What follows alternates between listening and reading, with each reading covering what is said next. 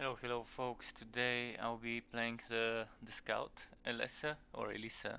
Not sure how to pronounce her name, but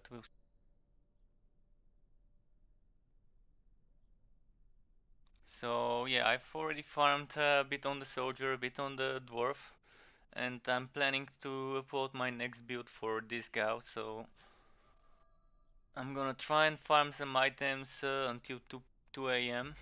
It's 11:24 p.m. So that's like 2.5 hours, I think.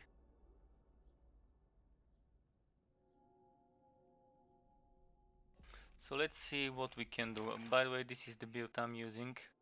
It's kind of based on my Queen of Poisons as I've called it before build. It just has some new additions such as this for track superior, and it's not using that much health regeneration. It's not using like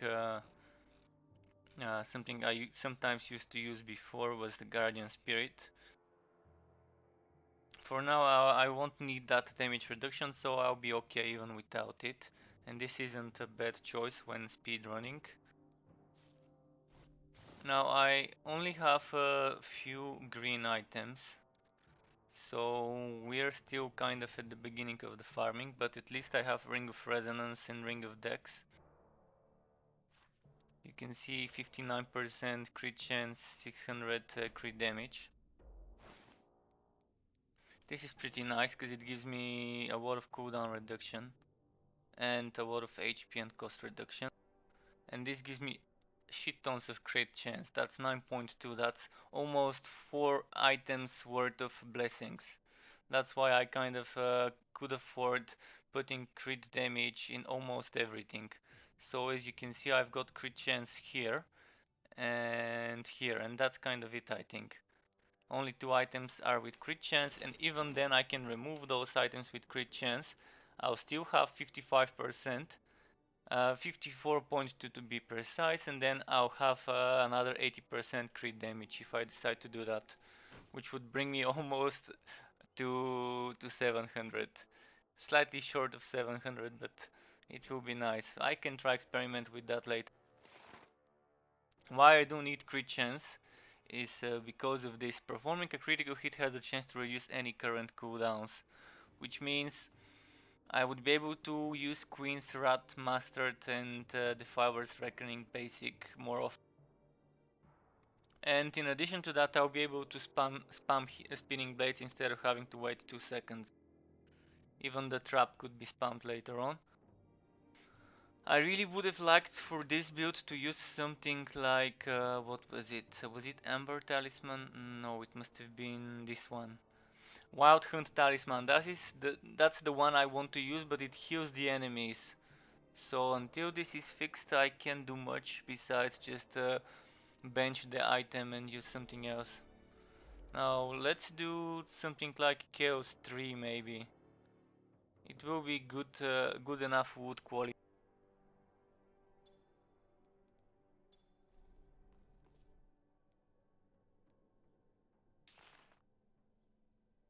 I would avoid doing Act 3 and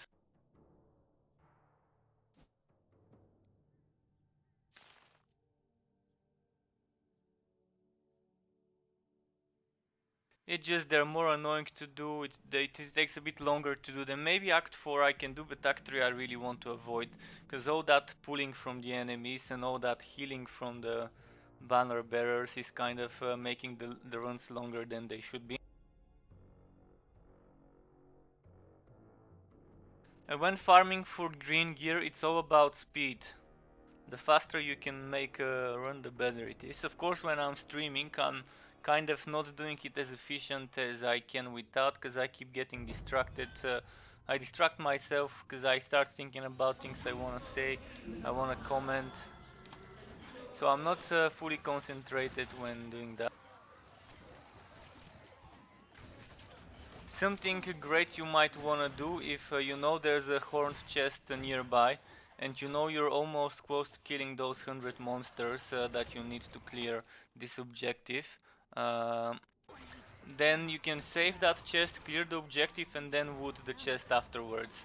Because clearing this objective, killing the enemies, gives you extra 100% wood chance. So this would go to 3380. I'll show you in a moment. Also, never wood the relic chest before you're done wooting everything else. The relic chest removes, wooting the relic chest would remove the wood bonus from the relic hunt. So the 900% I'm getting from a Grand Relic Hunt would be removed if I wood the relic chest and then try and wood something else afterwards. As you can see, the build itself is pretty nice.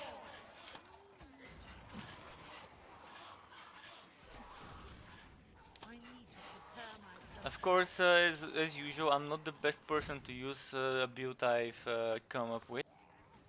So maybe someone else might be using it better and more effectively and more efficiently than me. The main thing is I'm kind of trying to have fun while streaming and playing those builds. And for me it's a lot of fun making the builds themselves. I really like making those builds, coming up with some synergies in between different skills, different items. That's why I usually, when I'm done with my builds, I kind of try to experiment and see if there's a way to change them. So I might have something on the video, but then I might end up streaming and play a bit differently, maybe moving around some.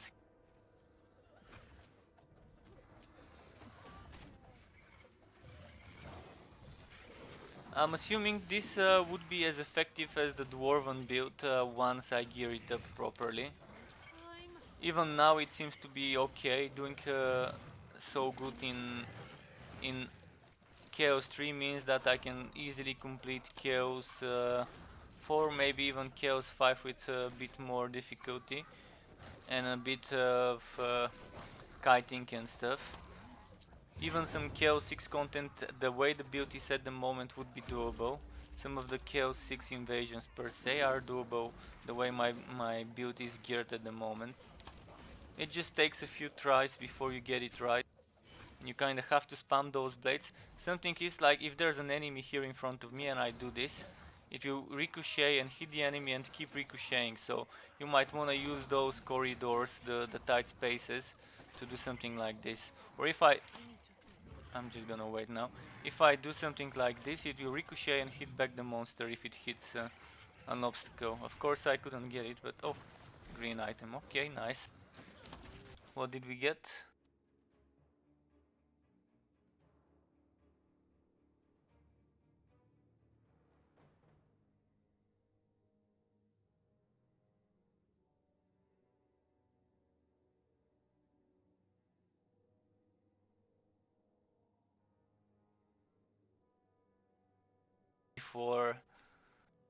Before putting some blessings on it, but I'll put some blessings later. Then it will be winning 30 something crit damage. Oh, this was fun. First map of the day. Some random elite drops, what is it? Master Archer bow, just what I needed for that build.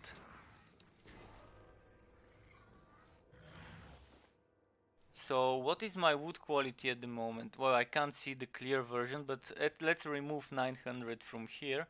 So it will be 230, so I can still get it more. I can get it all the way to 300. Oh, I just noticed something. I'm not using my Wookiee Charm. I'll remove that HP and I'll add Wookiee Charm. Because when I do farm, I tend to do this. I tend to go a bit let's putting that extra 100%. This will get me to 330 wood quality just from my items and the pass. On this boss it's very nice to keep spamming this blade, because it keeps ricocheting, it keeps hitting it, and you can keep dodging around him. Of course, be careful because he has a strong KUE.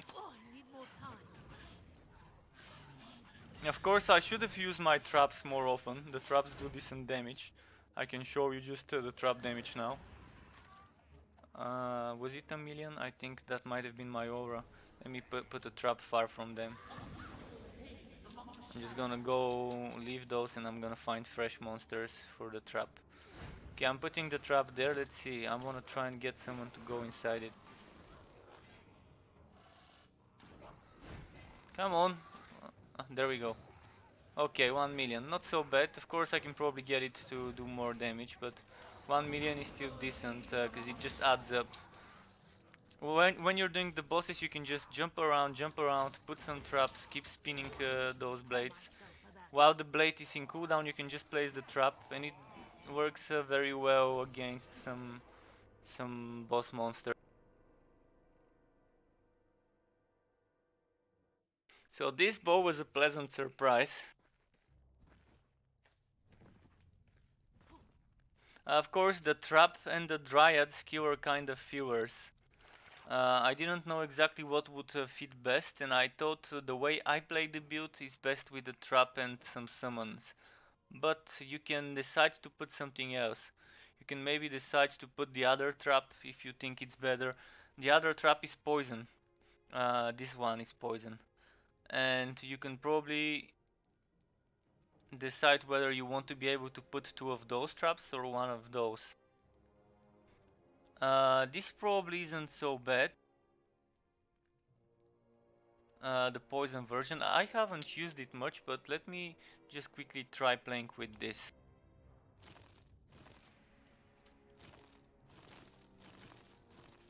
It uses energy, so we won't be able to spam reflex shot as much.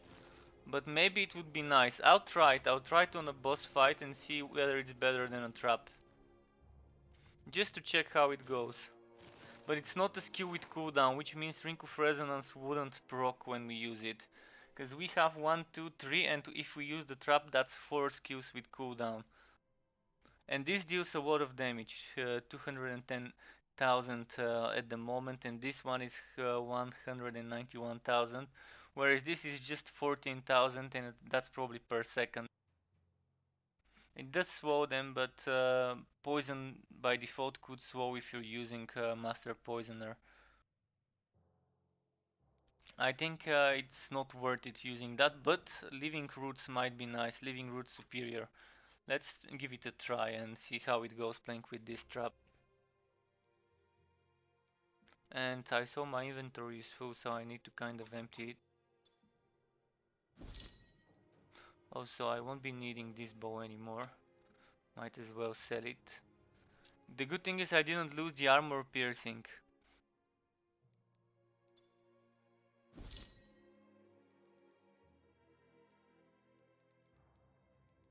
So now I kind of forgot to do that before streaming.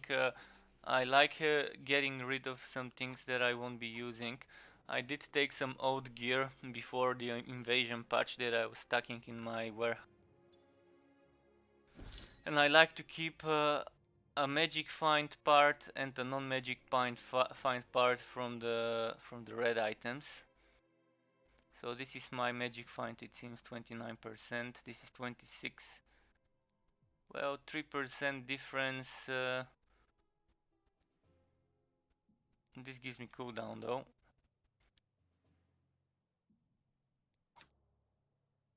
Let's just sell some stuff. Eternal Queen, I'll sell both of those. I don't need them anymore. Here, why do I have 3 of those? Wood quality, no HP. Wood quality, no HP. I'm gonna try and get the weight down to 60 if I can.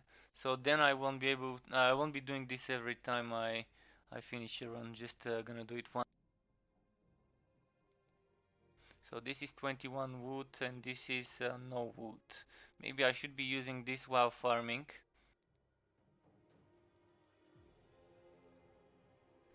Okay, I'll do that quickly. I'll put my wood quality gear now.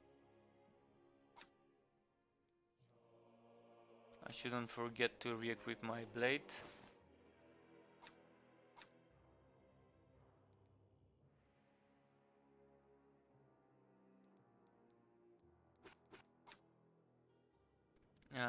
Why do I have 3 of those? This is crit damage, so this is the one that doesn't give me HP, the more farming version, the more damage oriented farming version. This one is also nice, but it also doesn't give HP. It gives me more crit damage and flat damage.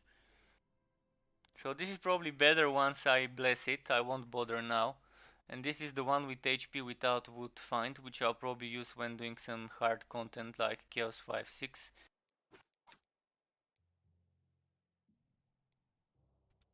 What's this? Starwhite boots 27. Oh no, wrong ones. What does this look like? Like this. So wood quality and HP, and this is no wood quality, but I'm gonna lose 40% crit damage. I won't use it now because I don't want to lose that crit damage. But when I farm, I actually bless my farming gear on the mage. Okay, let's go farming, back to farming. In the meantime, I forgot to replace this, so I'm losing some few thousand HP, like 12,000 or so HP. And I need that extra wood quality. Now I got my wood quality to 200 only. That doesn't seem right. It should be 300.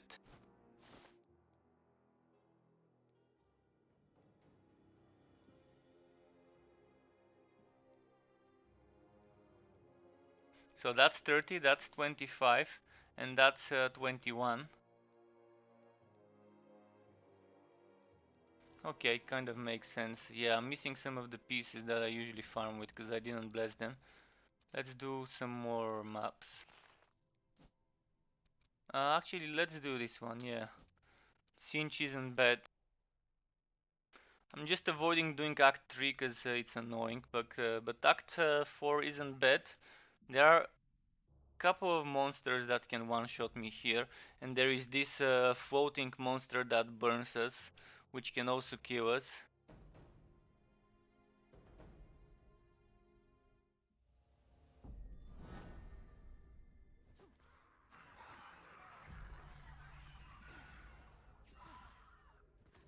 Kinda skipping the trash mobs. Really, I wouldn't even be doing elites. If I'm farming for green gear, I won't be doing most of the elites, I'll just stop for the boss. But now, for the sake of streaming, I'll do some elites. As you saw, I got some green gear on my previous run. And earlier when I was recording the video for my Slayer build, I also got lucky and got some green item without expecting it to drop from a random elite mob. And today another thing that happened to me was while I was farming on the Slayer on one map, I got a green item from some random medium chest. Not the one with the many horse, but not the smallest one, but the medium sized chest. And then the end chest also gave me a green item, so it means 2 green items in one map. And it was Chaos 5, I think. With about, I'm not sure how much, maybe 3.7, 3.8 thousand wood quality. I'm not sure how much the wood quality must have been, but it was a maxed out Chaos 5 map back then.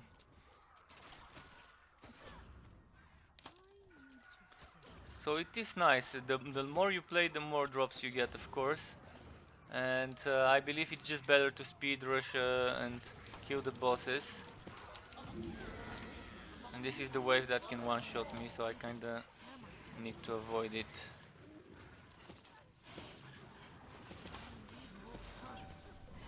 Okay, there we go, that was a fast kill. Could have been faster if he didn't rush with that AoE. Sometimes he dies before he can even do the AoE. If I do my rotation properly, if I summon Queen's Wrath, then quickly do the trap and do the poison. Of course the Dryads also help if I precast them. So there are ways to make things faster.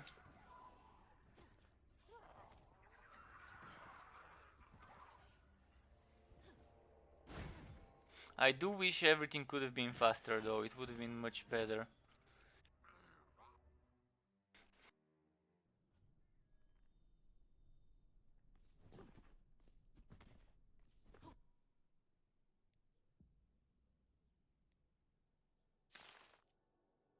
Okay, Act 3, should I try and do it? Let's try and do it, see if I die or what. Usually this is the hardest one, regardless of my build, this always has been the hardest one to do for me.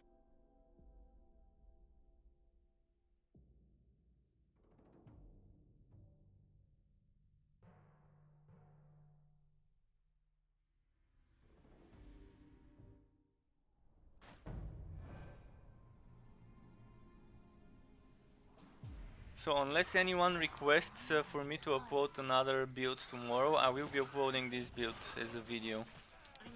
This is my plan, but if someone has an interest for a mage build or a different build of this class, I wouldn't mind changing my plans, uploading that video first, and then doing this build later on. I'm kind of taking turns, one class at a time, until I do 3 videos for 3 different sets for each class. So the total would be 12 videos altogether once I'm done. Unless they decide to release the next new class soon. I'm assuming probably would be a witch hunter. It seems like if they're following what the template was in Vermintide, where you have a mage and wood elf, soldier, and a witch hunter and a dwarven player slayer, and then maybe the next would be a witch hunter. It would be nice if we have one.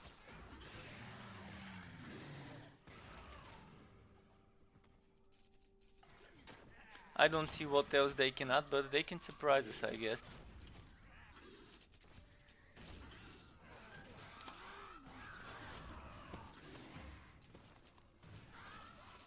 The way they had posted the updates, at first I kind of got misled. I thought this patch would, the invasion patch would be when they are releasing the new hero.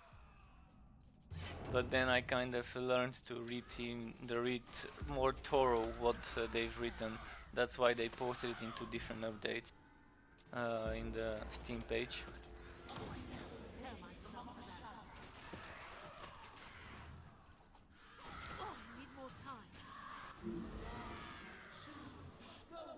Come on, he kept pulling.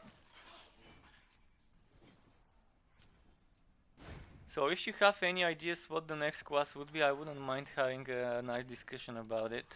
If you have some guesses. But my guess for now is a witch hunter or something like what was its name in Vermintide? I kind of forgot the name of that dude with the epic lines.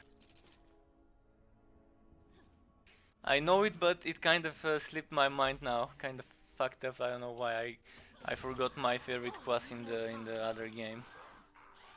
Victor, was it Victor something? Victor Swordspire, yeah, that was it. So Swordspire, probably one of the best voiceovers in the Warhammer fantasy franchise games I've played.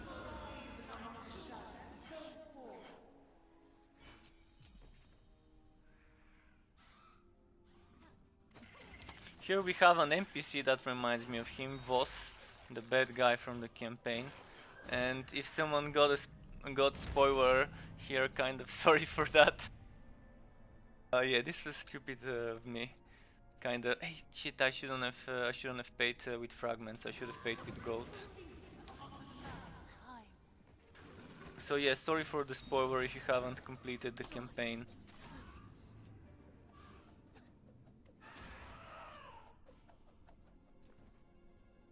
So we've killed everything. Let's go get the.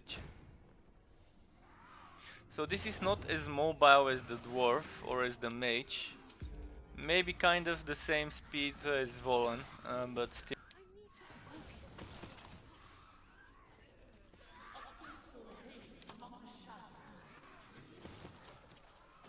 But the mage can only be faster than this character if he's using the lightning set, the Belkuradri, with the unlimited, the no cooldown teleport skill.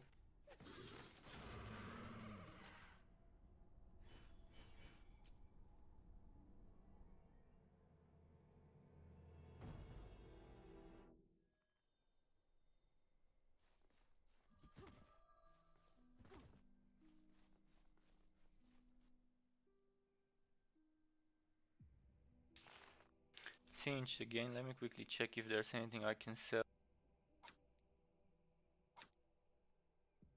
Dashing daggers. I was testing out how dashing daggers works on a trap build, but even on a trap build, executor seems to be the way to go.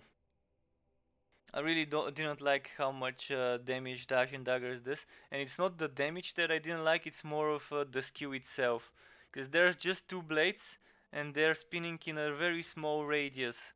Like the radius is wide, but the dagger itself, the hitbox or whatever it's called, is very small. I could show you quickly, just to know what I mean. If you've never played the character, this is kind of what I mean. Look at those daggers. So just a little bit of hitting on the enemies.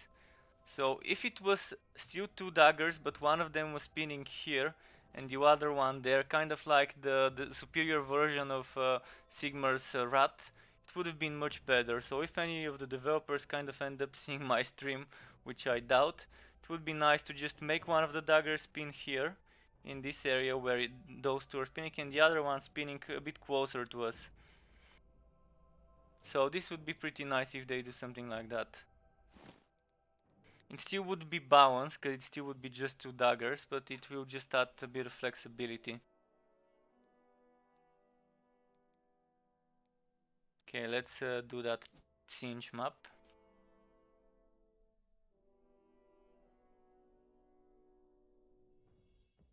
And the other dagger, the one that depends on our guardian.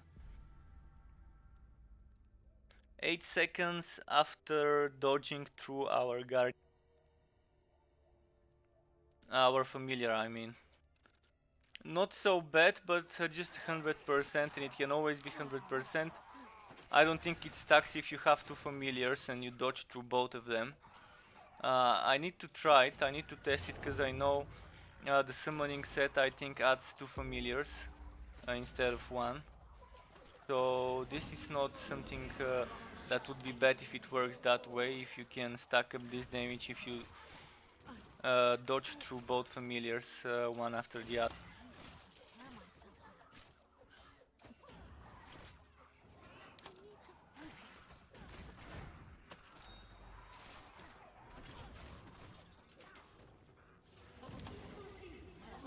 Shit. I don't even know what hit me, but I saw my HP draining. And this is a bit of not paying attention, and that happens.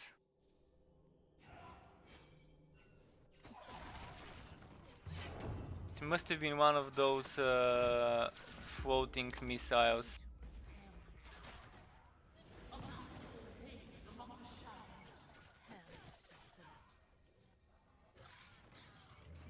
Yeah, it must have been one of those blue or purple missiles. I don't think what else could deal that much damage.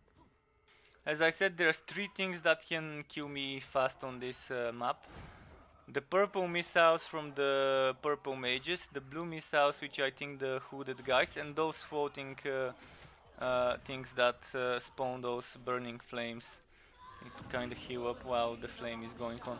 Look at that, it's 6, 5, 6, 6, 7, 5, 13, 10, 11, 13 damage. All of that few ticks per second. Very strong fire and very hard to negate if your potion is not ready, or if you don't have a health regen skill like this one. And even this skill only regains 12,000. So sometimes it may not be enough, especially on higher difficulties. Or on invasions with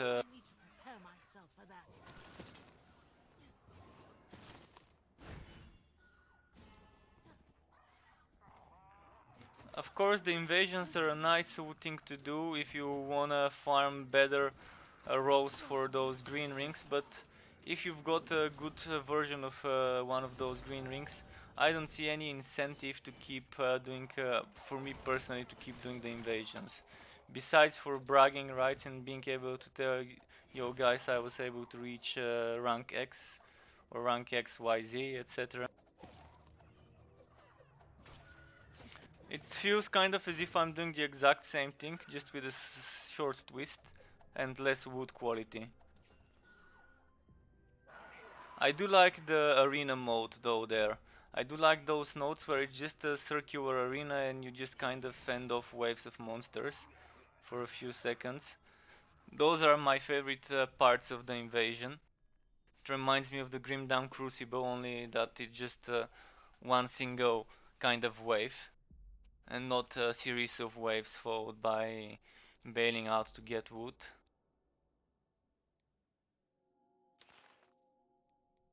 Should we do another Swanish? Maybe we can try.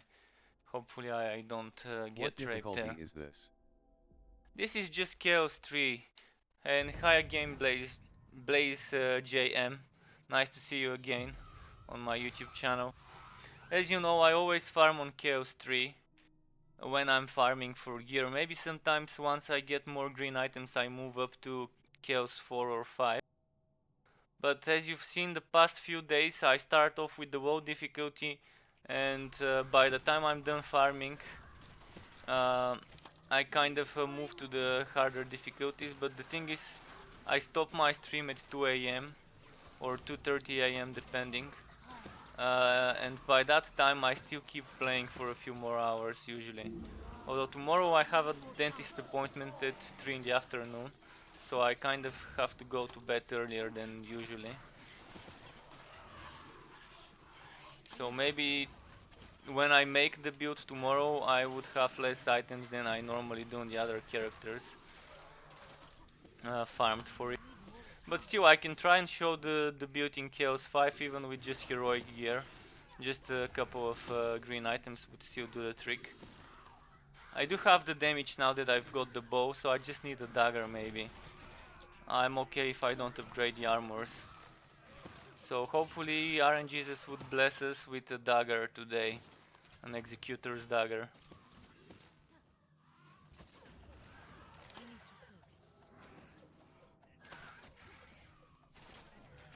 Oh fuck, I need to stay away from this guy. Yeah, this is what I wanted to stay away from. And this is why this is a bit difficult, because tight spaces and they keep pulling you. Sometimes one guy pulls you and just when he's done pulling you another guy pulls you. So the only thing I can do is focus the healer, but when the healer hides behind the fat guy, it's almost impossible.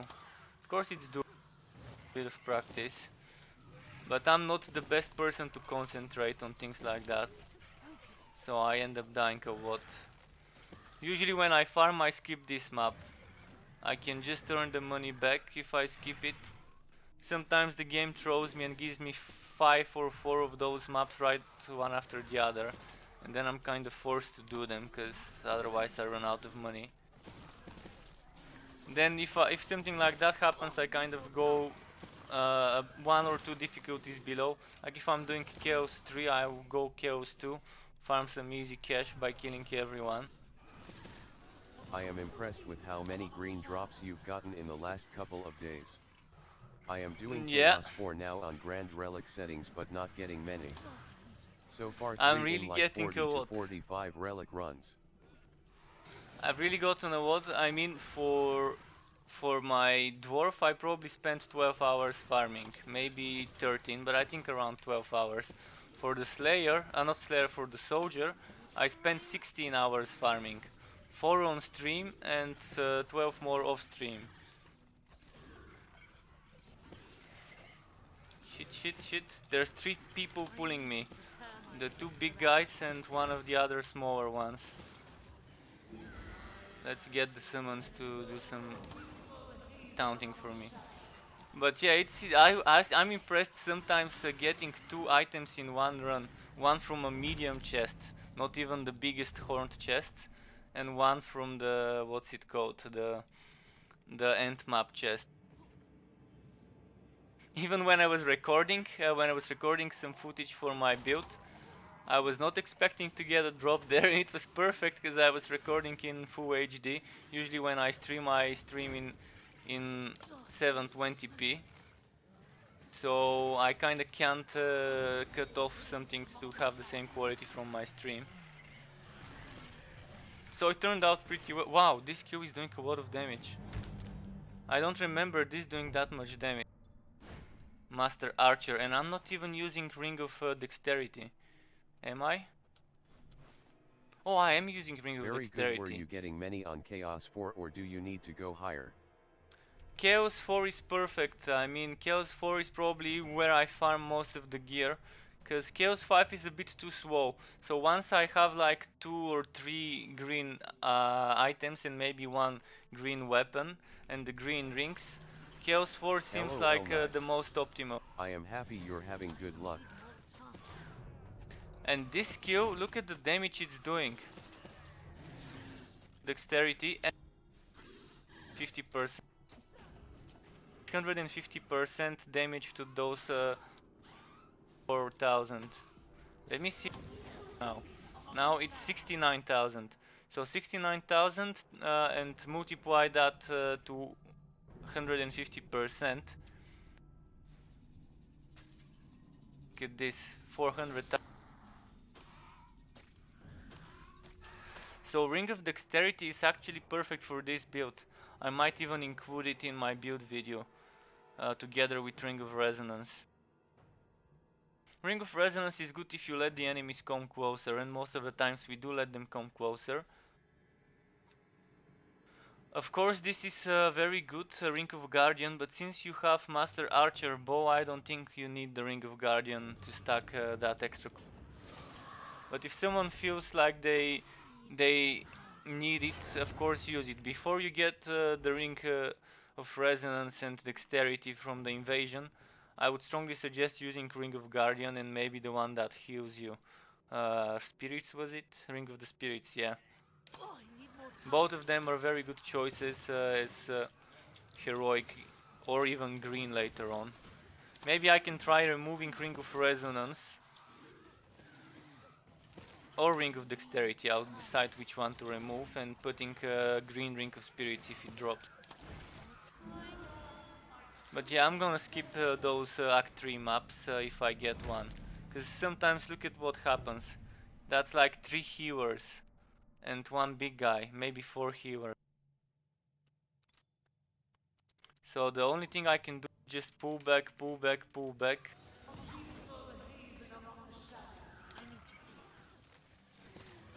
And the kid, there kill. And then in the next second he's immediately, and that's 2 healers next to him.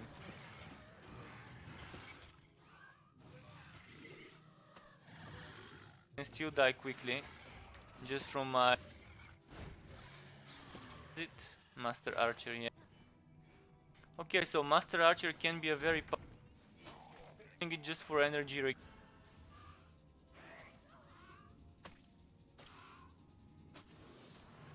Hit someone because he's with this.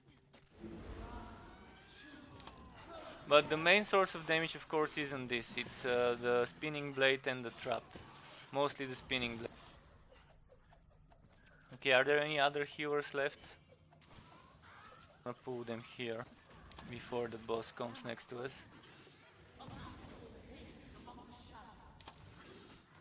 Oh, come on. How did he heal from this far? I thought he can only heal enemies that are inside the purple circle. I was wrong. So he can heal even from a further distance, but the purple circle is where the buff happens. And I think this guy does a damage debuff to us, like either damage or armor debuff once we are next to this wave.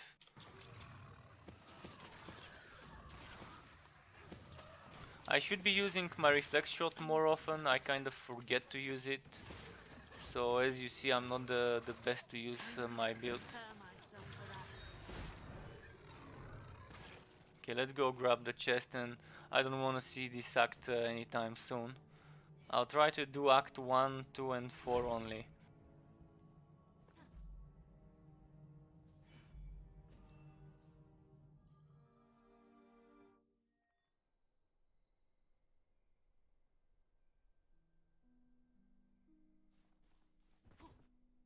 I'm really impressed how strong the Slayer fire aura is. Maybe the poison aura would be as strong, but I was seeing 2, 3, even 4 million hits with just the fire aura of the Slayer. And on the Slayer I even managed to catch for the thumbnail for the video 12 million hit. And not from the aura, I think from the code load. On Chaos 5 even. Nurgle, perfect.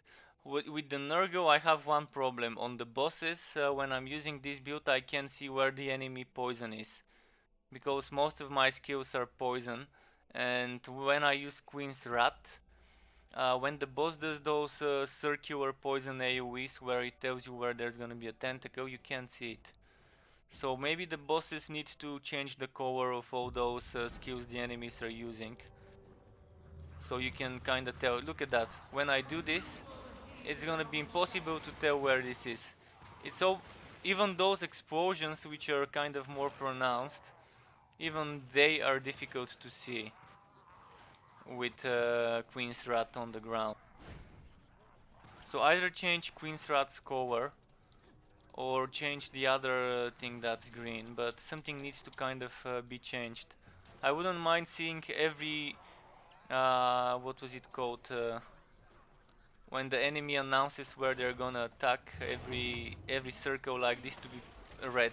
Many games do it regardless what effect it is. They just do a proper big semi-transparent circle that's red, or a cone depending on what the attack is. I've seen it in many proper MMOs, so maybe something like this could be done here. Just so it's easy to see where it would be. Or change a bit our skill, the Queen's Rat.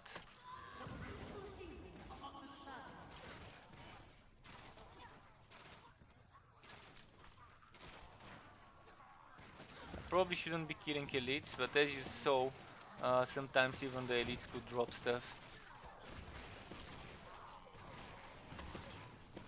I feel like every moment I'm about to stop in a poison field and die. It's a matter of time, not a matter of if, I guess. Especially when I'm playing.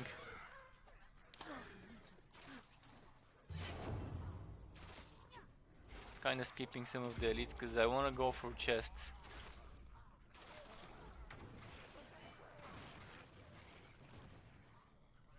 Usually as a general rule, if a elite fight is taking you more than 20 seconds, it won't be worth it unless there's 3 elites. So 3 elites, 20 seconds is fine. 1 elite, maybe 10-15 seconds won't be so bad. This is the guy with the tentacles, so I'll try to see where he's attacking. It's easy to know that he never does the tentacle behind himself. So if you keep yourself behind him, you wouldn't have problems even on Chaos 5. I've tried with this build Chaos 5 and 6, even the way it is now. And you just kinda have to try and stay behind the bosses, but if it's a boss with a tail, he can tail whip you if you're too close. So even then you kinda have to be careful.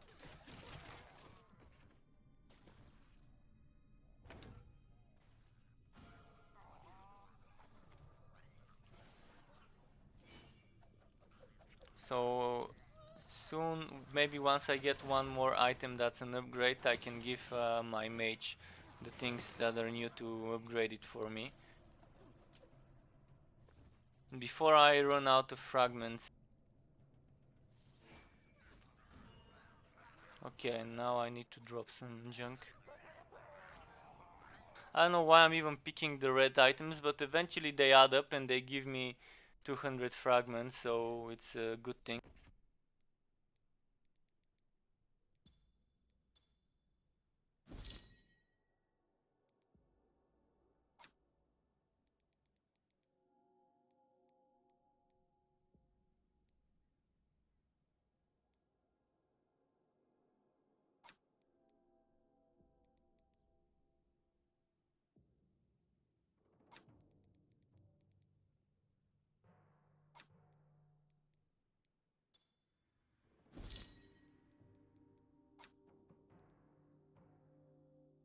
Okay, I wonder what to remove here. Just want to sell some things that I know I won't be using.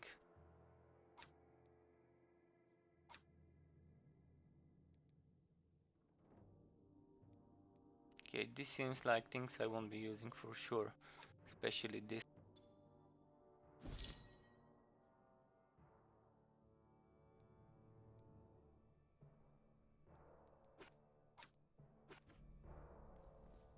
So how many items do I need to bless? This one, and there were boots, I think, and boots. For now it's just 2 items, so not worth it swapping to the mage just for 2 items.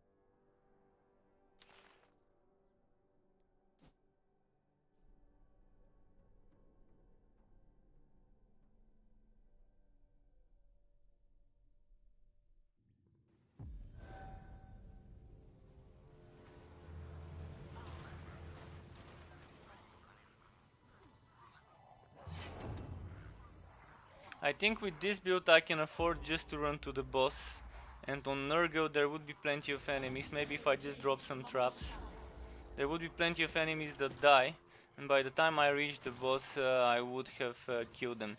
With the dwarf it was like that. While I was running on those easier difficulties, I was leaving fire trails and the enemies kept just dying from my fire aura and the fire trail. And if I don't kill a single enemy on my way to the boss, even then I still get the kills done by the time I reach it.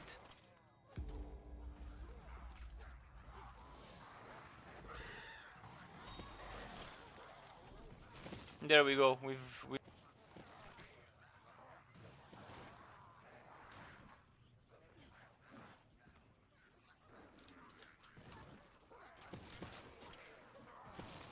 So yeah, if you want to completely speedrun things and not bother with elites, it's possible to do it with this poison build. Just run around, drop some traps everywhere.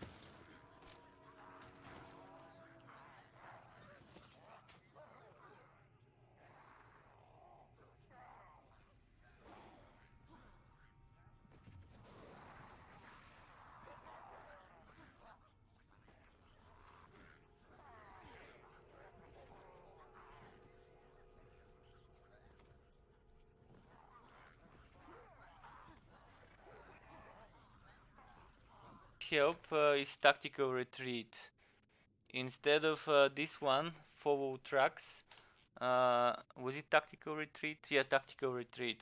I can try swapping it out, especially this one. The row also leaves a trail of poison. So while you're dodging, you're leaving trails of poison. It is a great. Oh, look at this! He got healed from my skill, from my Queen's Rat. So it's not just the god skill that the god skill's healing amulet that is glitched. Actually, it is because I'm using the cleansing talisman. So whenever I use my god skill, I'm healing the enemies. Okay, let's put something else. I'm gonna lose some damage and cooldown reduction and crit chance. But it's just not worth it using this talisman on bosses. I think I was using this one before.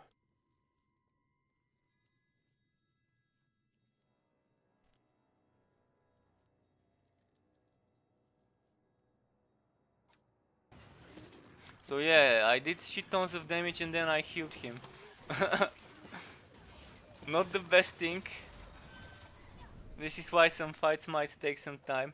So yeah, for now avoid using those amulets. I was expecting for them to fix it with the hotfix today or tomorrow, but they probably don't even know about this. I'm not sure why they needed a week of Q&A before releasing Invasion, when there's things like this God skill healing yourself and also healing the enemies that they couldn't see. I wouldn't have minded if they delayed the patch for 2 weeks. When they said we need a week, if they said we need 2 weeks. It would have been bad if they said we need 1 week and then they said we need another more week though.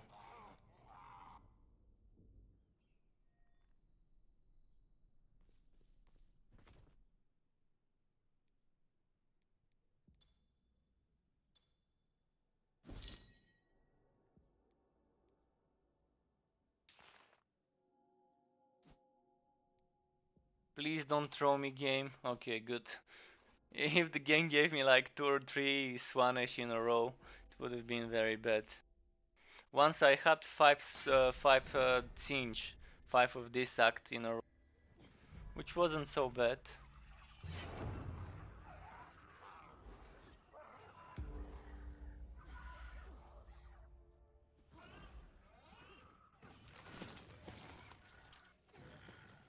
So I'm gonna use the trap that allows me to put 2 of those traps for now. Usually I use the other trap, the yellow one. But while running and just speed running, this is better because it allows me to put 2 traps at the same time and just keep dodging and moving. And I think I missed my turn towards the boss. Do that, move, cast this Q, move, cast this Q. This is also a good way of making sure you reach the quota.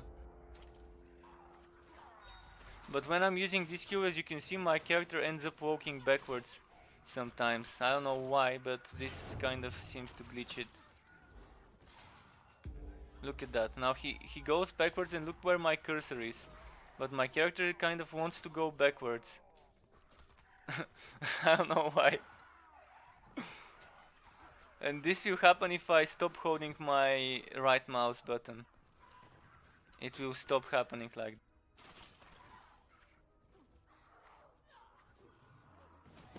And it wasn't a tornado like just now.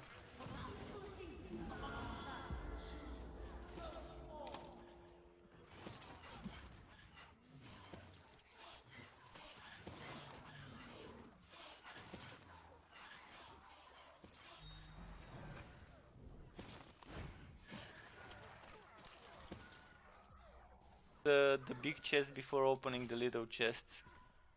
If you want to open the little chest, you can just go for the big one straight away. I forgot to show it to you today, but yesterday I showed it. I can show it again.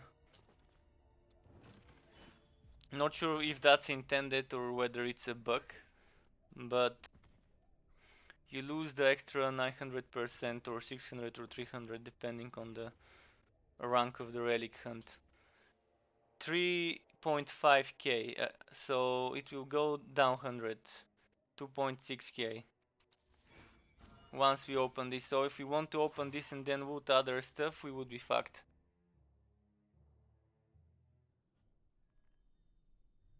Sometimes when I'm speedrunning, I would miss some horn chest, and it would be like few turns before the boss, but the quota would not have been reached, and I would kill the boss, then come back, grab that chest, and then after that get the big chest, the relic chest.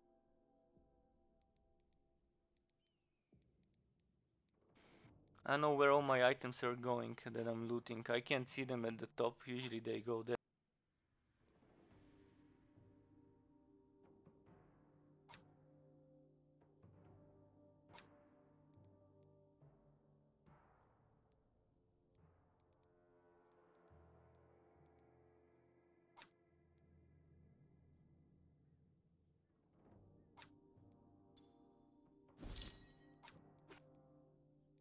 So let's get rid of any master bows if we have one. Just my old one. There are a lot of symbiosis bows though. If there's anything with crit chance it would be nice, but maybe it doesn't draw on bows anymore.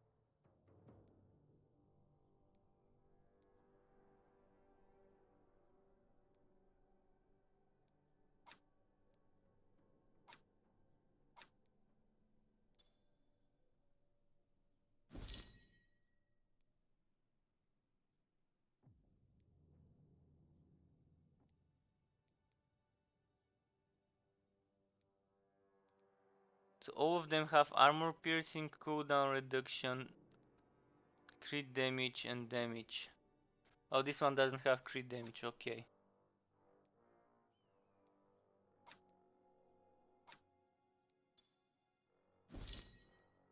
Now back to 61 weight. I don't know where all the weight is coming from.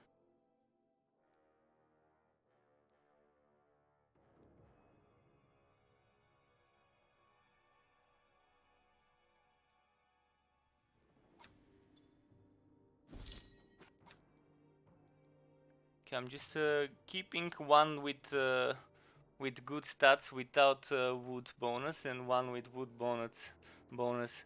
But if the one with the wood bonus is better than the one without, it's kind of no-brainer.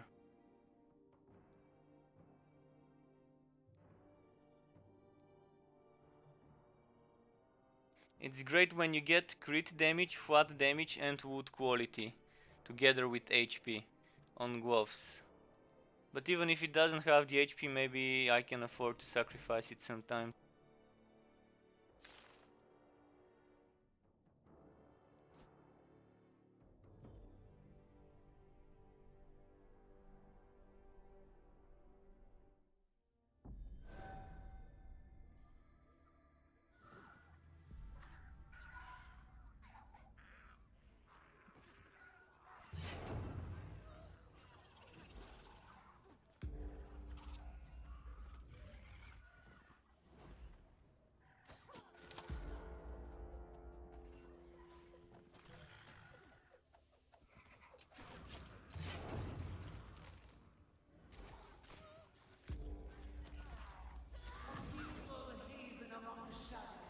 Okay, I'm doing the same, just running towards the final boss.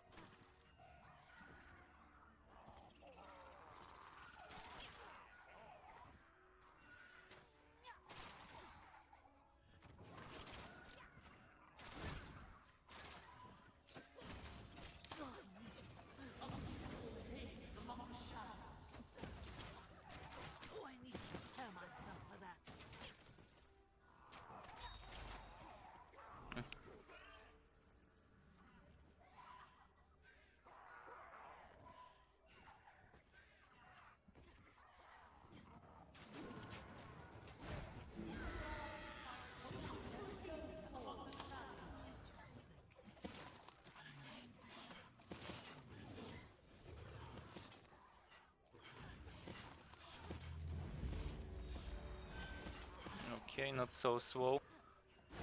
Started off very slow, but then the damage kind of added up as soon as I started using my basic attacks. I'm not sure which the most powerful basic attack would be to use with Ring of Dexterity. But maybe there is some sort of synergy with this class, cause it's an archer. This one, if only this was a basic attack, but it's advanced skill.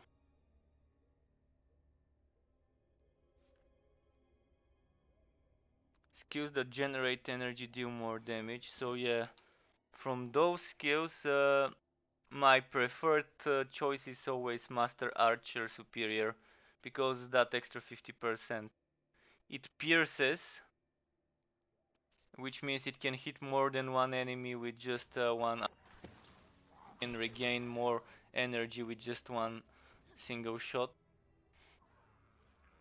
Can kind of line them up. Mostly they're lined up in a line, because that's how the maps are designed. So it's perfect for this skill.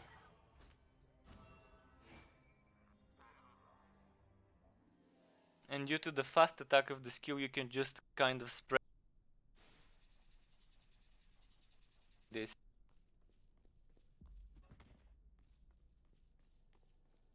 And now adding those extra 150% damage makes it worth using before spinning blades regains. And the fast speed, the fast attack speed, means we will be doing more crits. And the more crits would mean that we would be having more cooldown reductions for our god skills and for the blades and Poison DMG rune. Poison damage rune. I have it, just not the maximum one, but I just need the 20%. What do you mean? Something else like those here?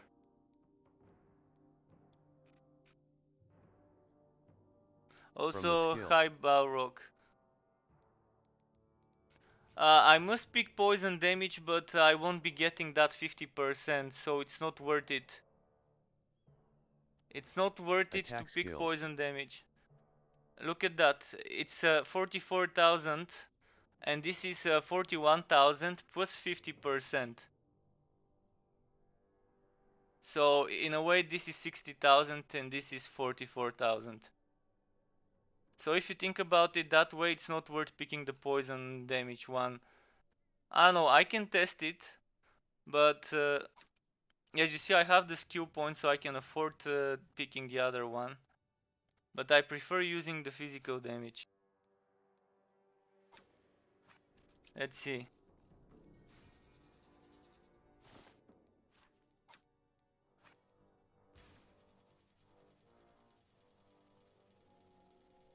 The poison one. I was not using the physical one.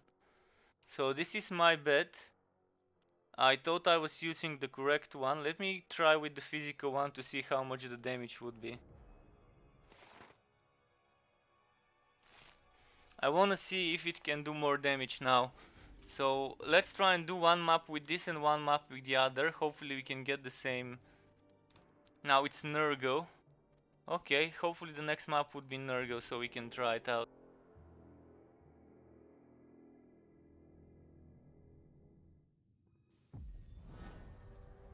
Also Balrog123, welcome to my channel, nice to have you there.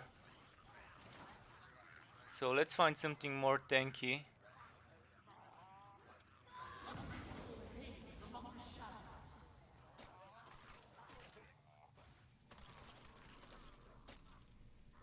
Do a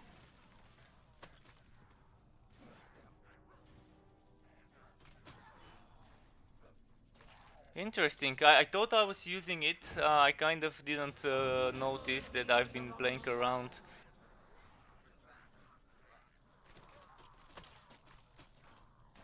So now I'm not in the Queen's Rat. I'll wait for Queen's Rat to regen. Oh, perfect. There's an elite. I wanna try it on this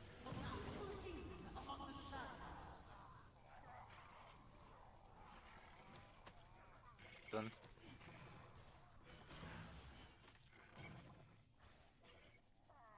I don't.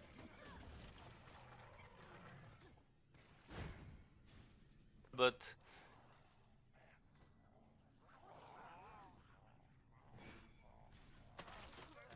so without Queen's Rat.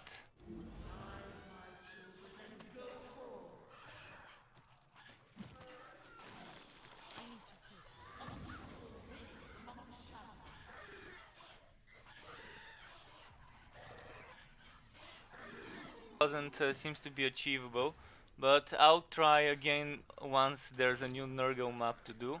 I'll try with the other one. Of course, this is not my main source of damage, so I'm just kind of using it as a fuel while weaving some of the attacks. So bad, especially so many of.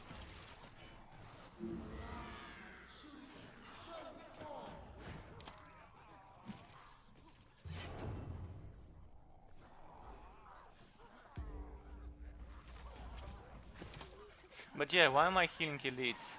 I did the testing. I think it goes no more than 500,000.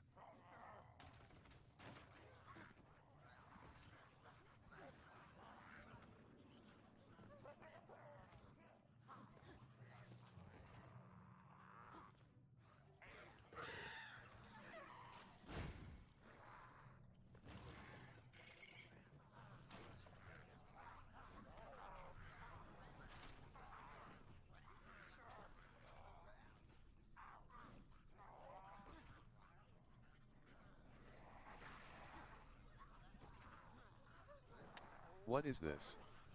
T4? It's Chaos 3 only.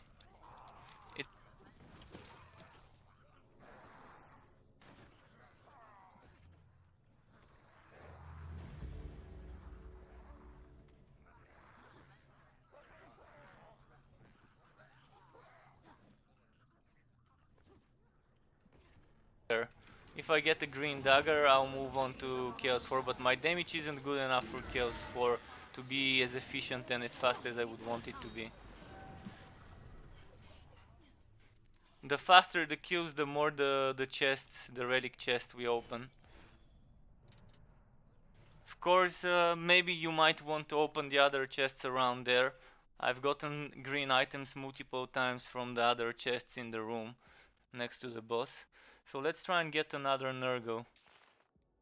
No, I want another Nurgle. Just so I know that I've been testing on the same sort of monsters.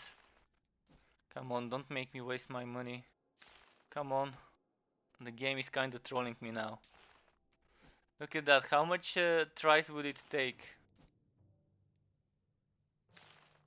There we go, now let's change the skill to the poison version and see how much the damage would be.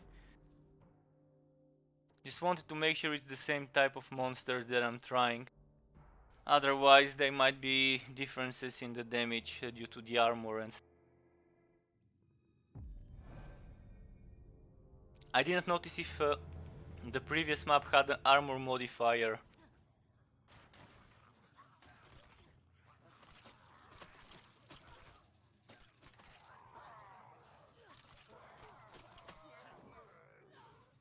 Let's see. If it goes to 500-600 then it would be better. Okay, let's pull out here.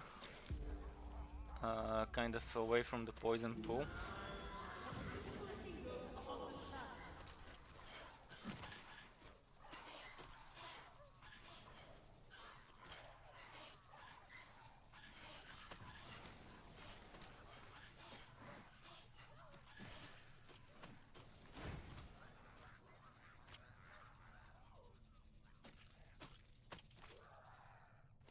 So something is making it stronger regardless of this extra 50% damage. One thing would be this extra 20%. It doesn't get counted on the base here, but it does get counted overall. There's also those 10% after moving and the damage I do while my health regeneration is high.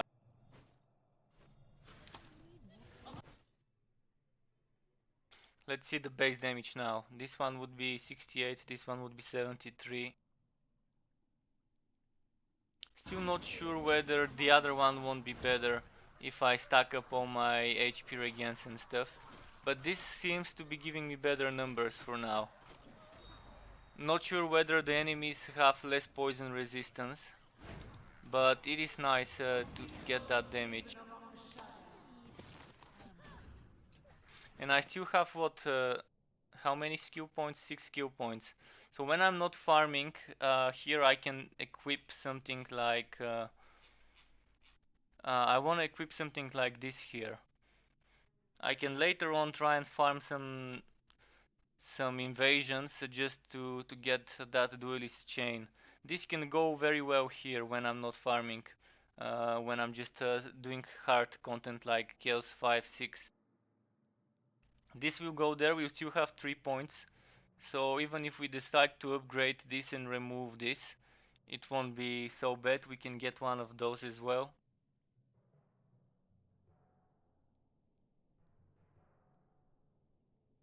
This, where was it, the damage one. So if we stack this with this and maybe remove those 10%, it would be quite nice. I do dodge a lot, so I was wondering what to add as a fueler. So I did add this extra energy regained while traveling. This helps me to just do something like this and still get a lot of energy just from moving and dodging. For speed runs it's quite nice.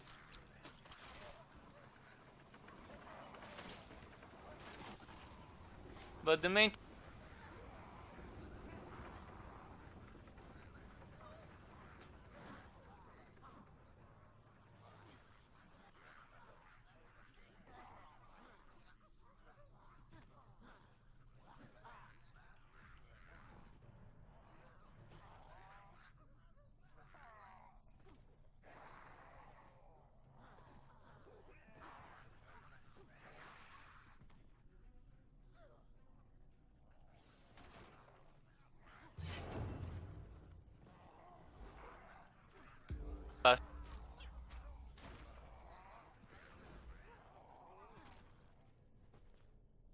I forgot to replace this for what was it called?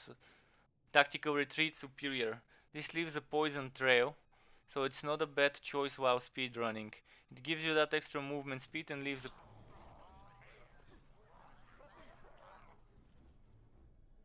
just by.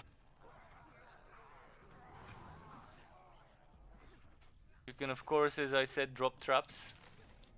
You can use that dual trap setup, or you can use the single trap, the yellow one. So this was just a few seconds, pretty nice. Okay, RNGesus is not on my side today, but I can't complain. I got that bow from the first big fight in the first map or so, maybe the second big fight.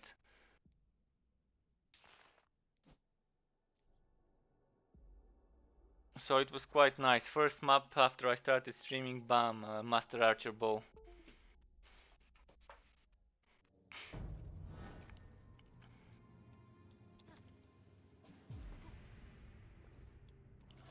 I'm not gonna even check that chest zone there. Usually I do check it, but not this time. Just gonna try and make it fast. Those kind of don't die as much, and I still forgot to put the poison trails. So maybe I just need to drop some more traps on my way.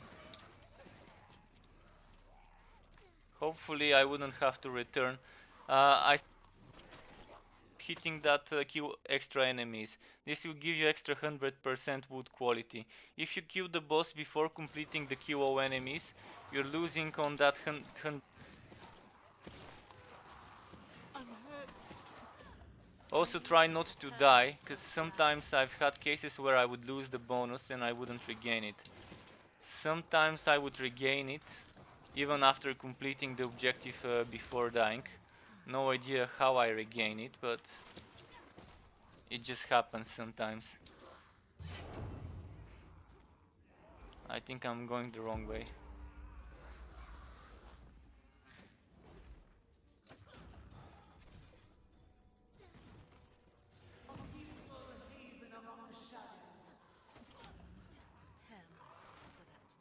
I would really like if they add something like option to show you green drops on the minimap. In case I leave some elites behind me and I throw a spinning blade and they die. Or just some sound, because sometimes the minimap is disabled.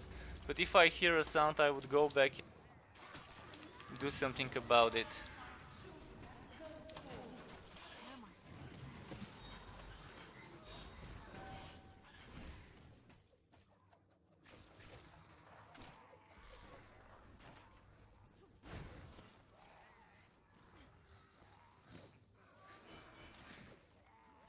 Okay, let's move on.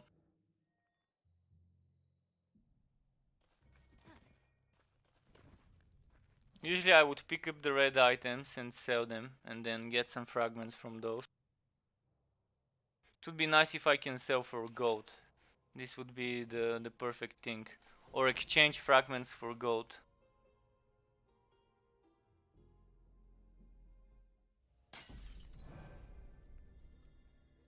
But just fragments for gold, not the other way around.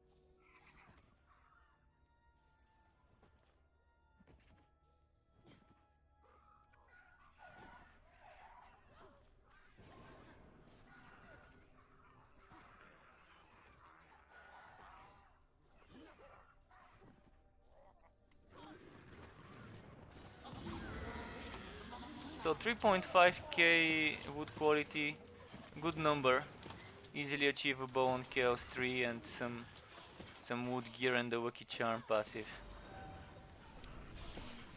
Maybe I can try farming some Chaos 4, but I'm not sure if it would be worth it for the time spent and the items gained.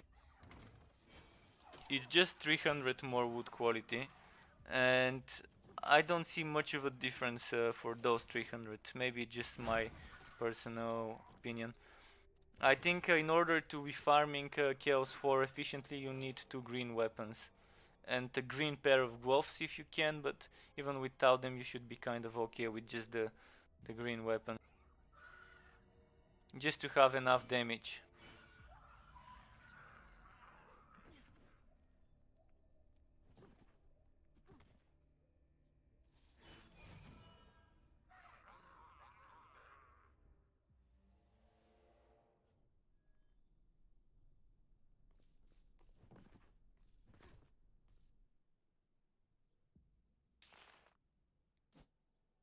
Okay, nice, another Nurgle.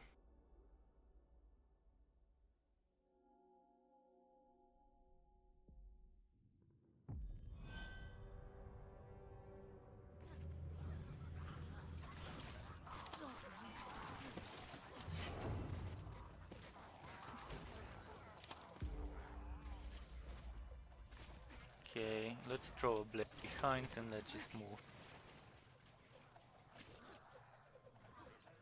Oh, reached all the way here.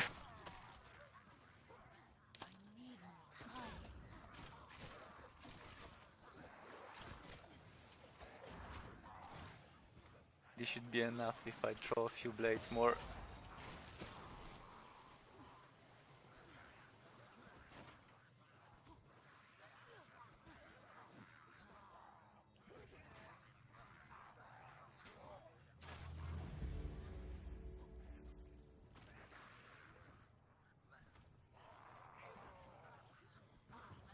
After this, just a single Chaos 4 map just to see how fast it would be at boss fight.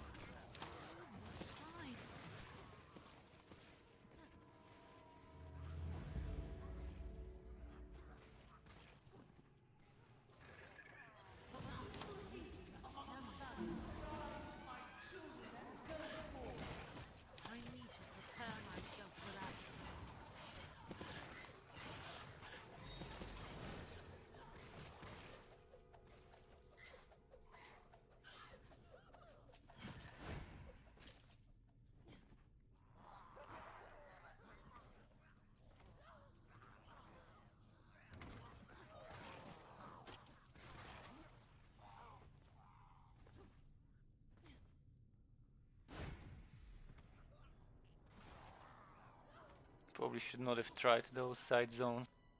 Just went straight for.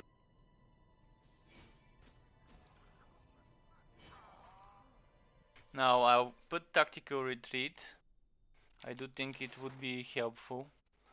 Instead of, let's say, instead of follow tracks. So where's that tactical retreat? Here. This one or the poison trails one? Let's put the poison trails one. And we can afford upgrading our master of poisons. So let's maybe do something like this.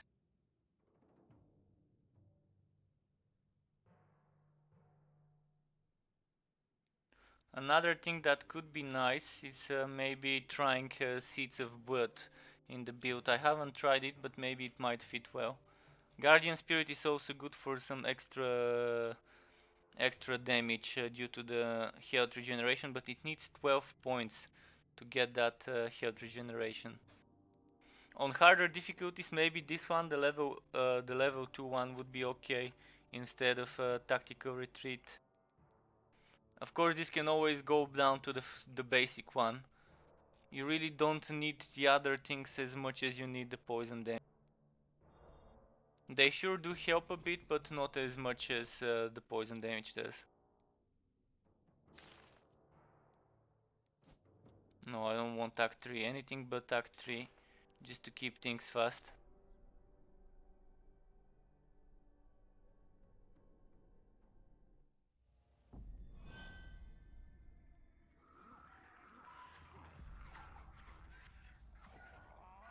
As you can see now, I'm leaving further poison trails behind me, as if I'm farting while rolling, releasing the pressure amidst the roll.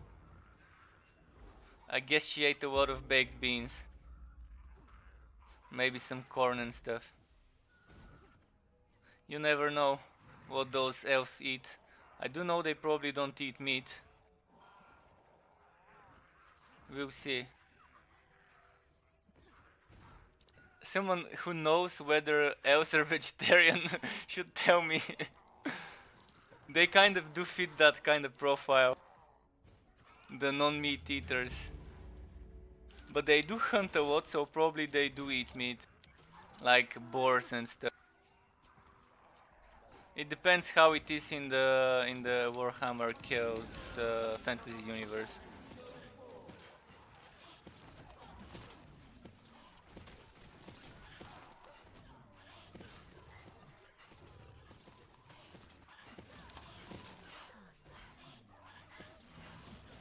So I'm not sure if it's worth the time I'm spending for the boss queue on Chaos 4. Let's see if it drops a green, then maybe it will be worth it. But I've already done a few runs without one, so probably it is time to drop one anyway. I've noticed usually most of the times it would be 6-7 runs before dropping one. The most I've gotten to was 15-16 runs. But sometimes it's 2-3 runs and then it drops new one. Most of the time 6-7. Just from my personal experience.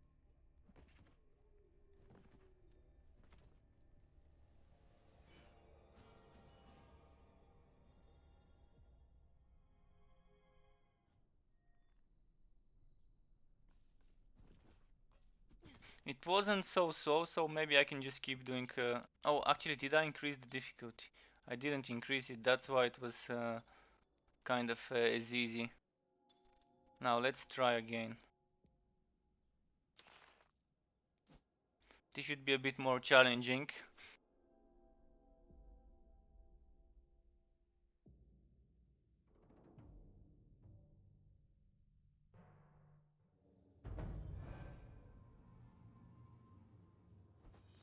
Should I check the chest room? Is it this way? Today? Yeah. Okay, big chest. There we go. Here it is. What is it though? Please tell me it's for my set. Oh, it's a ring. Okay. And not a bad.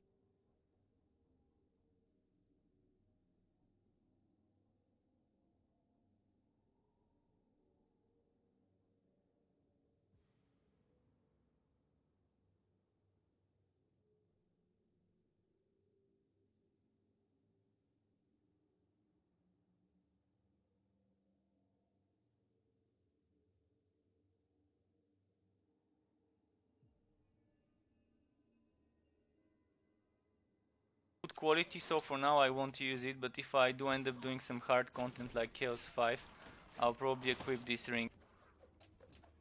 And the ring of dexterity is what I'm willing to sacrifice, because as you see I'm not using my basic attacks as much, but I'm using skills with cooldowns a lot, so the ring of resonance is proccing more often than the other things.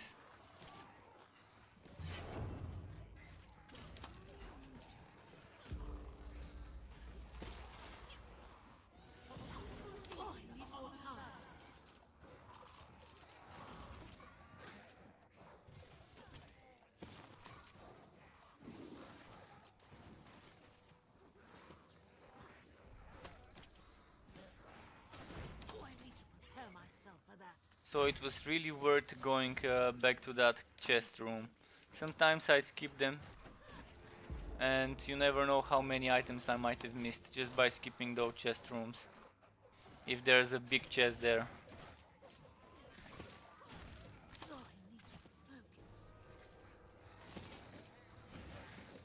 But if I don't end up getting many greens in like 10 runs or so, if it ends up being more than 10 runs without seeing a green item, I kind of always go for those chest rooms, where I know a big chest might spawn. Then it's worth spending that extra time, because you know It might be there, it might be hiding there.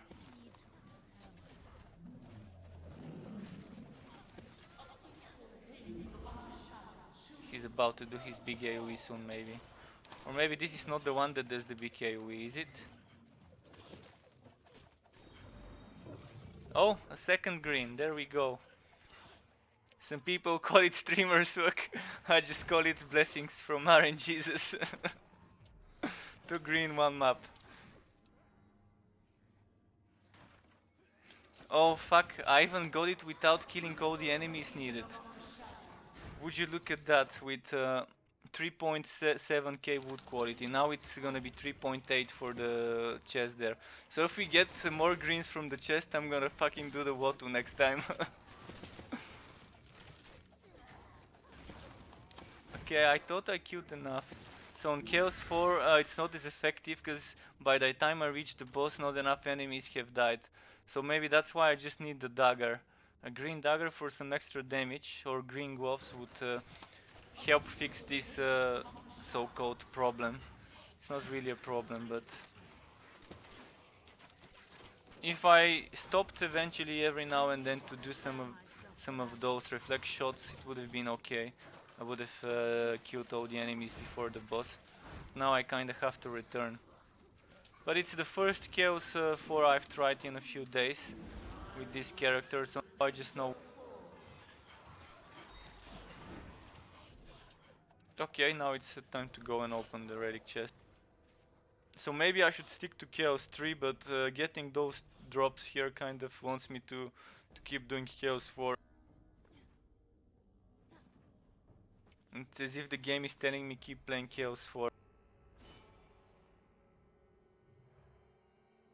What was the second drop, by the way? I didn't think I saw what it was.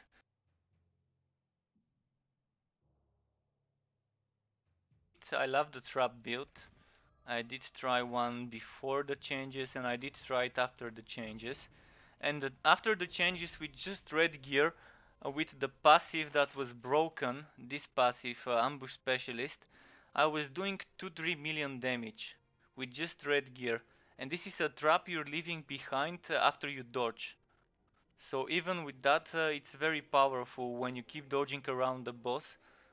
And imagine once I get good gear for that build, it can probably deal 4-5 million damage with just that dodge trap.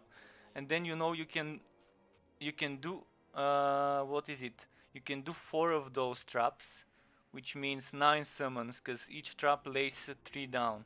You can see it puts 3 traps down. Oh, they changed it. Before it used to put 3 linked traps. Now it's separate traps. I really like this change.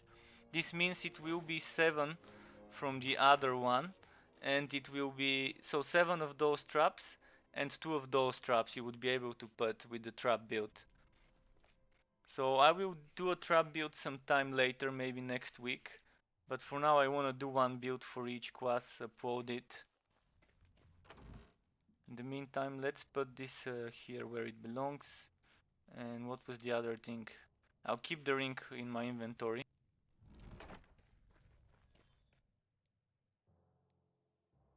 So let's keep doing Chaos 4 for now.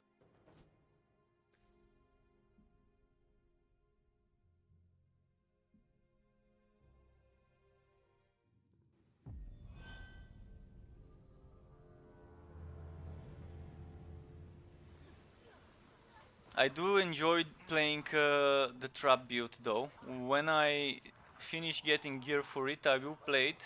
It reminds me of playing Global Agenda on I forgot what it was called, the dual wielding miner build. The build where you kept laying bombs by being invisible and using dual wielding blades. And Global Agenda was kind of, let's say, the grandfather, not grandfather, but let's say the uncle of Overwatch. It was such a good attempt at a game that is both with payload modes, with regular deathmatch, with capture the point and stuff like that. Everything that those modern games like Paladins, which is actually Paladins is from the creators of Global Agenda, Hi-Res Studios. But Global Agenda was ahead of its time. If it came out today, if they decide to make Global Agenda 2, I'm sure there would be so many people that would enjoy it, because it had raids, it had dome defenses which were kind of defending against waves of monsters, it had guild versus guild, or it was, I think, agency versus agency or something like that. It was such an amazing game that I'm really missing.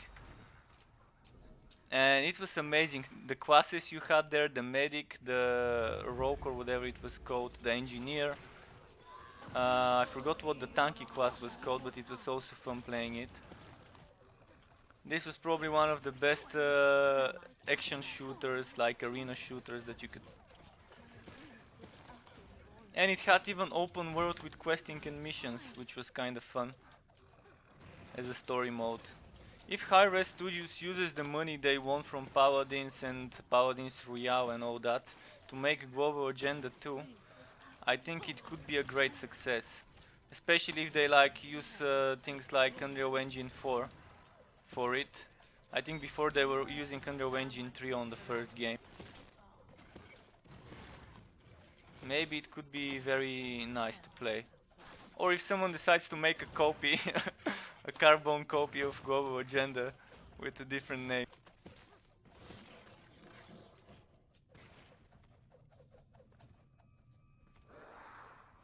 It would be even nice if they do something like, instead of sci-fi, a fantasy version. I wouldn't mind playing a fantasy version of something like Global Agenda. But you have too many MMOs that are kind of like this. Whereas Global Agenda was kind of the sci-fi shooter slash MMO slash arena game.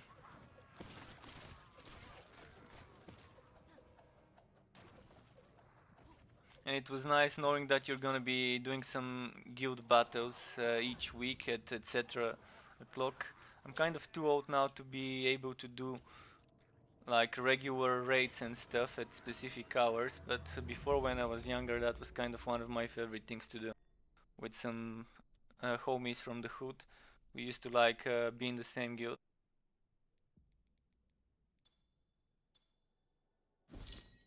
Okay, let's sell something. I'm close to getting those 200 fragments. I think I looted some talismans I don't need. This I don't need. Let's see. This is. I have a epic version of this, so I don't need it. Those look kind of similar. I almost mistaken one for it.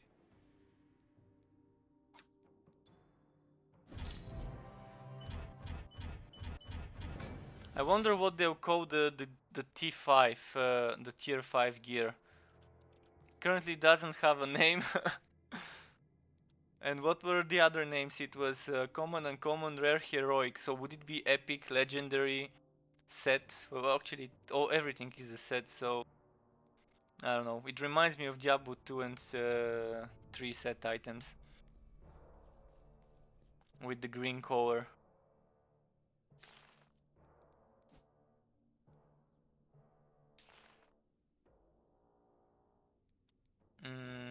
I don't want Act 3. Please give me something else. Come on, game, don't throw me. There we go, Act 2. At least it only gave me 3 consecutive Act 3 maps. Earlier today on the Dwarf it was giving me 5 consecutive maps. And eventually I did the 5th. I didn't check if it could give me more. I was like, okay, fuck it, I'll do the Dwarven. Oh, wrong way, I wanna check the chest zone. Let's check the chest zone.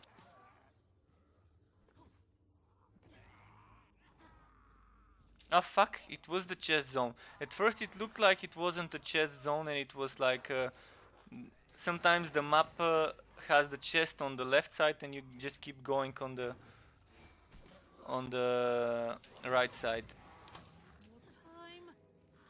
Kind of wasted a bit of time here, but it doesn't matter much. I just need to remember to keep spamming some traps and those kills to get some kills before I reach the boss this time. Do they have armor? No armor modifier. Okay, that's good then.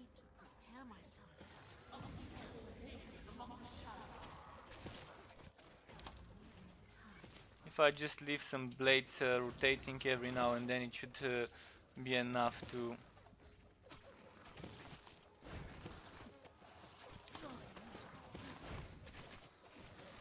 Ah fuck. Wrong way. Oh, I need to prepare myself for that.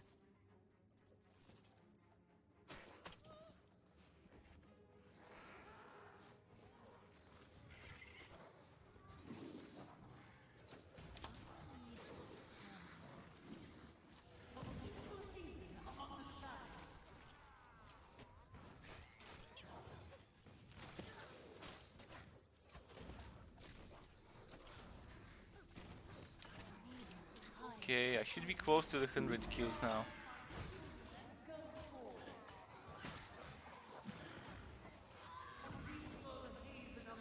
There's something that probably some people may not know.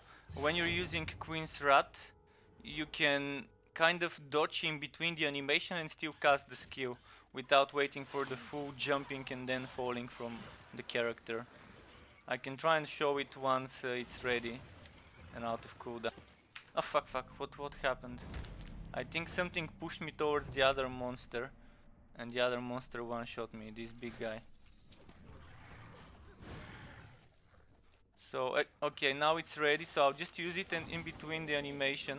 Did you see it casted, but I kind of cancelled the animation amidst the flight, amidst the jump. So on bosses this might save your ass sometime.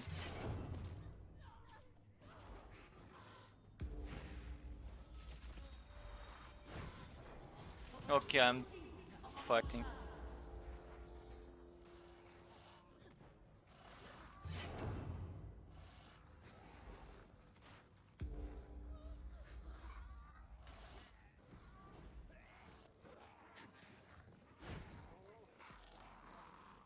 To the boss or just run into him straight. Something did a lot of damage, not sure what. Might have been all of those monsters attacking those flaming circles.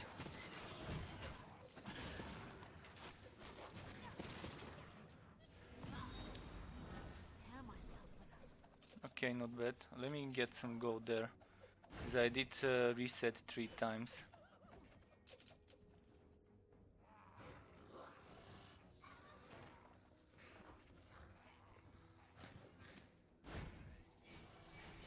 I still think it's probably better to keep farming Chaos 3 instead of 4 until I get more damage. Because now I'm forced to stop and fight. And when I stop and fight, I end up losing more time, which means I'm losing some chests opened. So until my damage is enough to be able to reach the boss without fighting much, then I think it's better to farm Chaos 3. Eventually, spending 20-30 more seconds a map adds up and ends up being more maps overall if you're doing faster runs.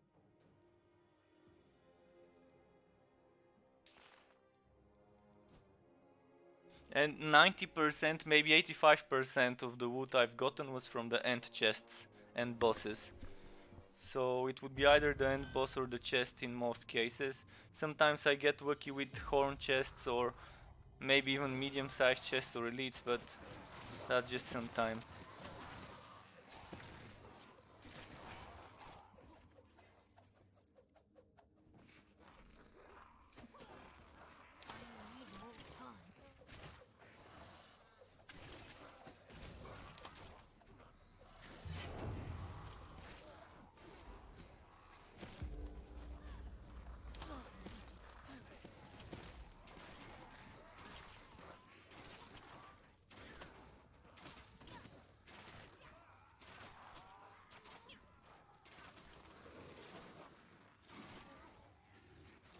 Let's stop casting this one that needs energy.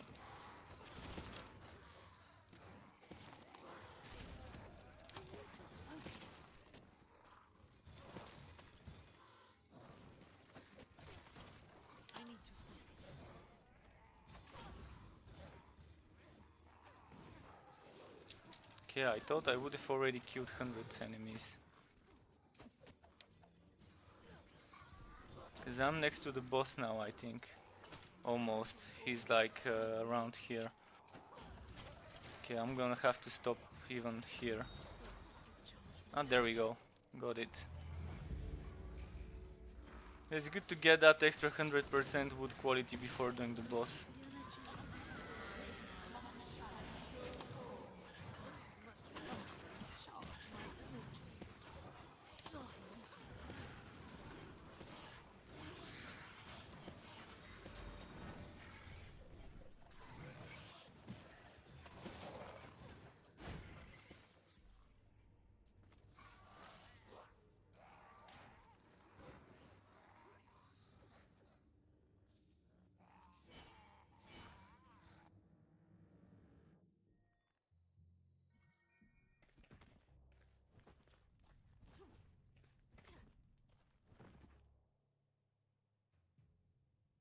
Another thing I sometimes do when it doesn't drop much, I switch to Chaos 5 or 4, I do one run there, then I go back to Chaos 3. Or if I'm doing Chaos 4, I go to back up to 5, then back to 4. It doesn't help, it's just superstitions on my end. Just anything to make it unstuck.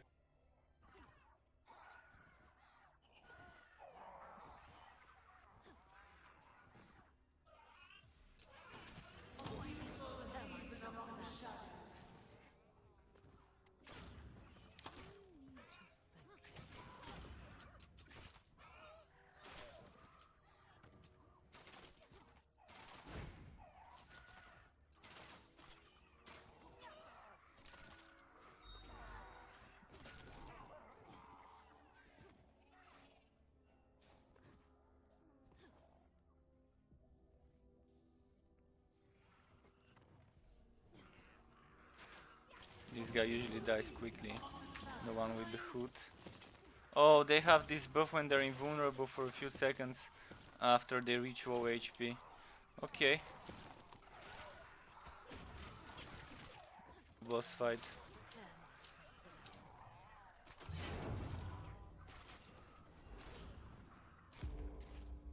Wait, well, at least I reached one of those big chests.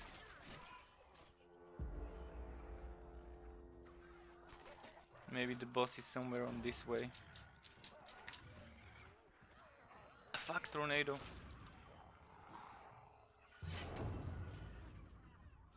A few times I've gotten stuck in a breach with two tornadoes, one on each of my side, and I couldn't go forward or I couldn't go backward, and they were placed in such a way that I couldn't even go around them, like right in the middle of the bridge.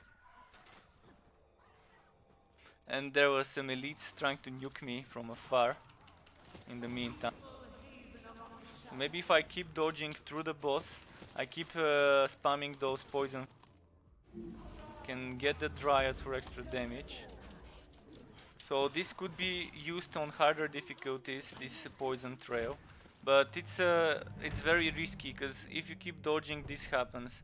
There's those poison, not poison, but blue fields that the bosses cast, and you kind of end up in between their AoEs.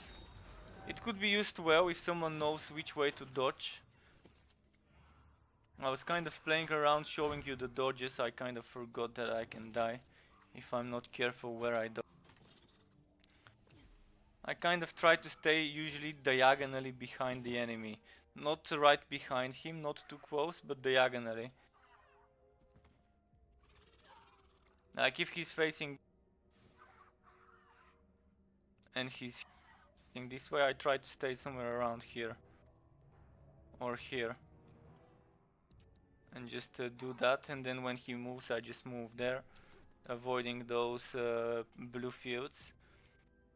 And this gives me enough room to go a bit back if I see one of those bosses with the charging thingy behind them. There are some bosses that have something like a helmet or a back ornament that is like a half moon, and when it starts glowing very strongly, they do that big AoE, circular AoE. So when you see that, you kind of have more room to run back and avoid it.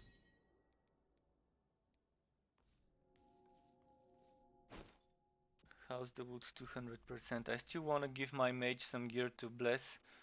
Maybe I can do it later.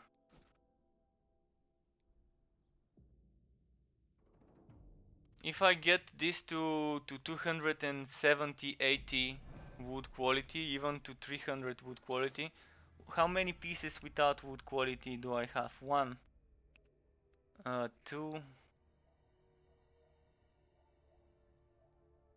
3 armor pieces, 1 ring which can go all the way to 35 if you're lucky, and the 2 weapons. So that means more than 100 can be gained from just the gear. So if I'm farming, I can probably get rid of that ring of resonance if I have another good wood quality ring. After my stream I'll probably do that. I'll go on my mage, I'll check for some rings like this one is good because it's 7.8 crit chance but no wood quality. So this is good. This is no crit chance but 32% wood quality. Perfect for farming. And this is not bad as well, but again just crit damage. The cooldown reduction is always welcome though.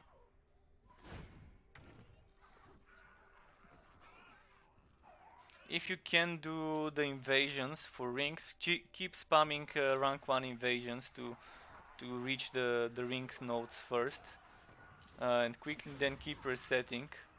And it could be nice, just farming for better road, ring of resonance, ring of dexterity. Maybe once I'm done with the builds for the characters I can start doing that, trying to min-max my ring. But for now the gear is a priority for each class for me.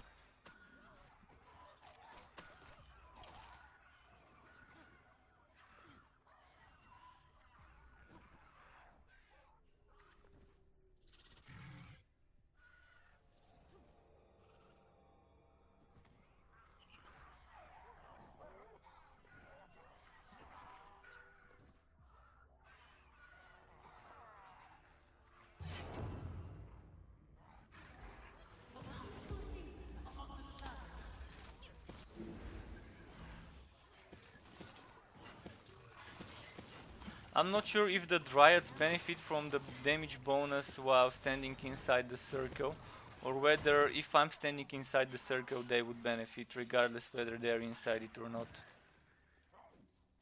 There are some things that are kind of not clear enough, but it's kind of very small details.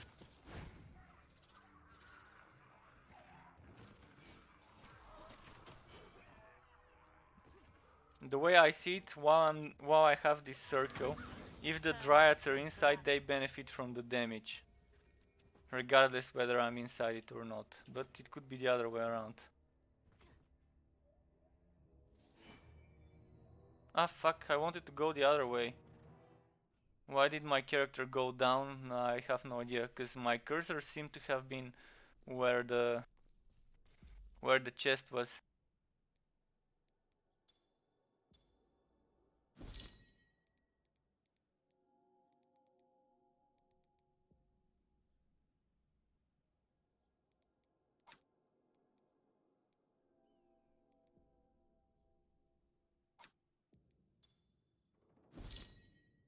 Okay, this seems like a good trade-off, selling the other one. Is this better?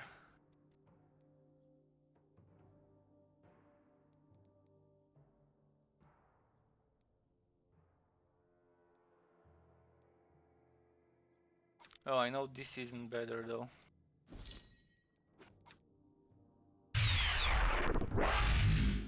Oh, thank you for the follow, Osen276. Welcome to my channel, dude. Much appreciated. They should make cursor bigger. Oh, they should make the cursor bigger or at least a different color, something that you could see. I've seen games that have option for big cursor, some ridiculously big cursors, like option to make it like the size of this guy's head or this guy's head. But yeah, there should be a bit like maybe 3 different sizes or some different colors. Olsen276, thank you for the follow and welcome to the Struck Club. It really would be nice to have a bigger cursor. Sometimes even I can't see him. It. I don't know why I said him. Yeah, it would help. Of course, it shouldn't be like a big priority since there's more important bugs to fix. But quality of life shouldn't be put that much on the backbench. It should be still like a balance in between quality of life and bug fixes when they do updates. But something that I think should be fixed with a good priority is this amulet, cleansing talisman, or every character has one like this that heals when using a god skill. And if I were to equip it, you would see what I mean. Now let's take some damage from this guy. Okay, look at this now, I'm gonna heal him. Bam, I healed him. And each time I use my god skill, bam, he gets healed. And this is something annoying, especially if you're doing a boss fight. So it's healing everyone, whether it's you, your teammates, your enemies, it doesn't matter. I don't think it's supposed to be that way, unless they really meant it that way. But if they did, they should have at least mentioned it in the patch notes that this is how it would work. So what was I using? Was I using the Amber Talisman or the Spring one? So if they were to ask me what I would want fixed in regards to bug fixes, I would tell them this, because I have builds on my soldier and on this class that use two god skills, and such a talisman or a pendant or whatever it's called would really work well with builds that use two god skills. Even on my Slayer I can do some changes, remove my charging skill, uh, Avenging Charge or Charging Avenger, whatever it was called, and I can put Mountain's Wrath and I can still have two god skills there. I think that guys who designed this game are smoking too much. Maybe it's not smoking, man. I can tell you it probably isn't smoking. It must be something else. In any case, it's not easy and they're probably not a big team, but even if there are many bugs, they should be at least able to test something once they release it. Although I'm not one to speak, as I've been releasing videos without watching everything, or just missing some stuff inside the video after watching it while recording it and editing it. But yeah, quality testing stuff maybe needs to be kind of increased. I wouldn't mind playing on a test server new patches for free without streaming them or anything to other people and giving them some feedback and telling them if things are broken. If they need people for that, sign me up. I can kind of help every now and then on like a public test server or something, or a private test server.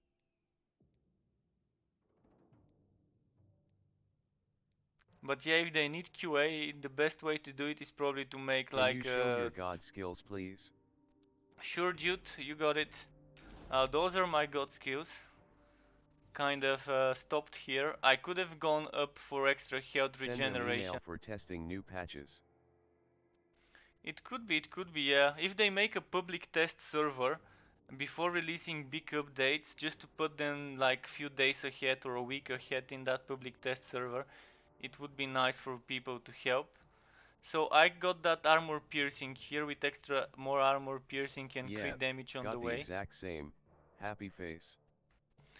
Before I used to have this, but they nerfed Executor's Dagger, so getting this health regeneration and this health regeneration kind of seems not worth it. This is why I kind of stopped using Guardian Spirit as well. Before it was kind of nice to stack the Guardian Spirit with the Queen's Wrath and just keep spewing arrows and stuff. This kinda seems to be the best god skills way. I did try playing with this, but I'm losing a lot of good stuff. I did try going all the way to this one, Queen's Reward. There is another option going for this here, but that's 1, 2, 3, 4, 5, 6, maybe 5 nodes. You don't need those, but those 2 crit damages might be nice. But if I were to lose 5 things, That would mean I would have to lose this and settle down for 3000 health regen, and I still can't sacrifice my Queen's Rat. It's just too good to sacrifice it. But I can sacrifice this here. Once I get full green gear, I'm gonna get rid of this here. So 1 note, 2 notes, 3 notes, 4, 5, 6, and I can get 1, 2, 3, 4, 5, and maybe even something like. Where are you from, mate? Me, I'm from Southeastern Europe. Do you need to know the exact country? I don't mind telling you. Also, this is nice, crit damage here. So you can do 1, 2, 3, 4, 5, 6, or 5, 6, 7. Then you Please. need the 7th. Okay, let me just type it.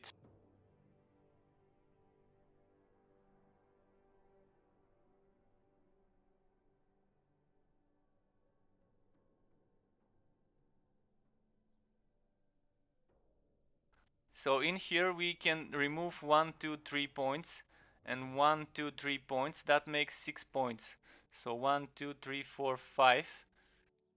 And then if we can get one more point to get it here, actually it's 1, 2, 3, 4, 5. No, that won't work. It won't work, but you could sacrifice 2 points from here. 2 points from here to just get that extra crit damage. It would be worth it. Losing that 10% HP. Once you have full green gear, because having full green gear, you would have a lot of extra HP. And then if you get rid of this one as well, that's 12% HP, and you can maybe invest into that extra damage and lose some energy if you think you can handle it. Otherwise, I'm not sure what else. It would have been nice to get that those extra crit damages, but that's 1, 2, 3, 4, 5, 6 nodes. So you would have to kind of get rid of all those 3 and all those 3. It's still doable. If you want 50% crit damage, you can get it. So you kind of have to get rid of those 3 nodes and those 3 nodes. And I would suggest doing this once you get good green gear. Now enough of the theory crafting. I'll have to probably do it later on. But it was fun just thinking of that possibility, how I can increase my damage. Nerfing the Executor's Dagger is not so bad, it's still balanced, and I still think it's probably the best dagger for this build.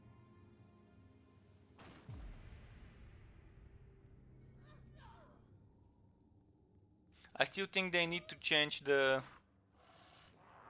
physical damage dagger, the one with the spinning blades, to be a bit more spready, so you can kind of hit more enemies than just the ones that are inside the ring. So having 2 rings would be perfect.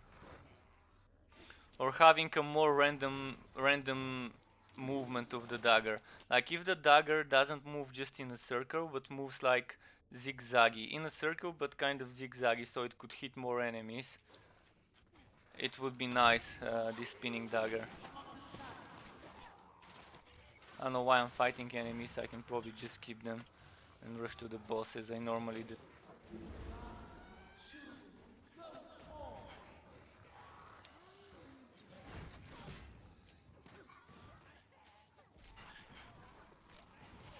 It would also be nice, as I said, to have maybe for green items, like Diablo has for what's it called? Those ancient items, an icon on the minimap and a special sound. That way, even if I'm doing this, I'm leaving some enemies to die behind me. Even if they die behind me, I would know that they've dropped something like this. Because I'm using those spinning blades to keep killing the enemies while I move around. I need to prepare myself for that. Also, having a counter for these Q enemies would help. If it's 100, show us a counter that counts how many enemies. There is a counter, I'm sure they did a counter script. They just need to put that script for us to see, this counter. The way they've done it, I'm sure they made like some sort of counter code or whatever it's called. So if we can see the numbers, it would be great.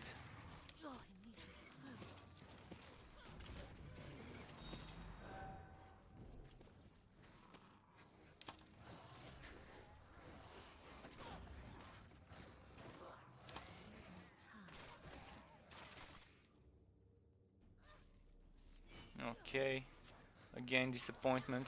But so the last map that dropped me green, as you saw, if I remember correctly, was a map that dropped me 2 green items. One from the chest and one from the boss, I think. Or was it one from the chest and one from an elite? Yeah, it was from the boss. Yeah, the chest item and the ring item. Okay, Nurgle. Haven't done Nurgle in a while. Actually, the last one was Nurgle. Before this one, before the corn. Nurgle is the best for speedrunning with an aura build like this one or the fire aura dwarf. Because you can just run without doing anything, just with leaving those poison trails. And the little guys, the little demons would die. Probably even on Chaos 4 they would die. But now, because I can speedrun efficiently on Chaos 3, I'm kind of doing Chaos 3. If it doesn't drop in the next map, I will probably change to Chaos 4 for the next few maps until I get a green. But I think it's kind of very close to dropping a green item. Maybe in the next couple of maps we should see one. Even if I keep playing on this difficulty. Just a second, I missed my way. I missed the turn over here.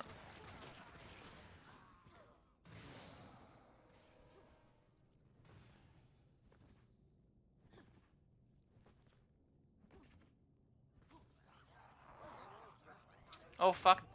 Okay.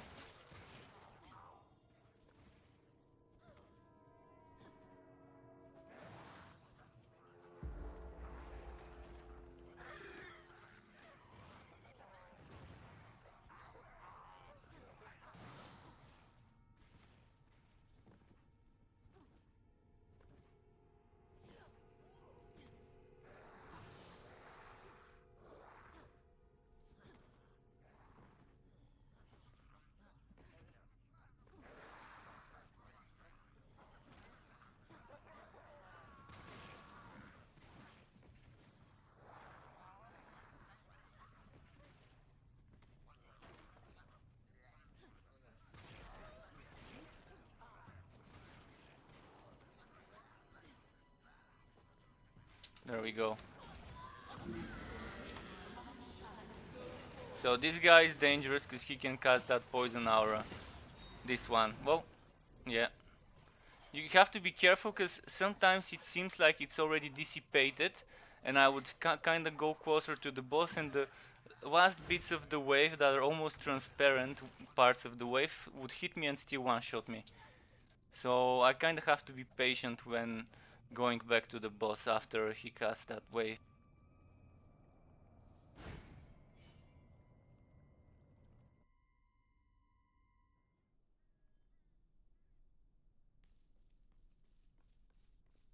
I wonder if I should go on the mage and give him some gear to enchant for me.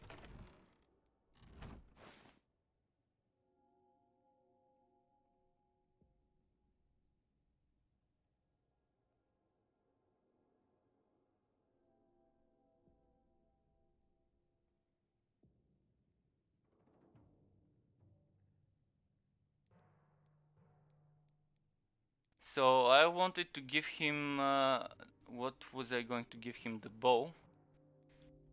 So first the bow, second, I think I had a better chest armor. Which one was it? This one. No, it was something with gearwork. Must have been not a chest armor. Was it Lex? Just wanna squeeze more wood quality. This one is 525. must have been boots. Oh yeah, it was boots. I have 27% wood quality that I can gain from those ones. And it would still give me some HP, so it's not a bad choice. So 3 items that we can get some extra wood quality from.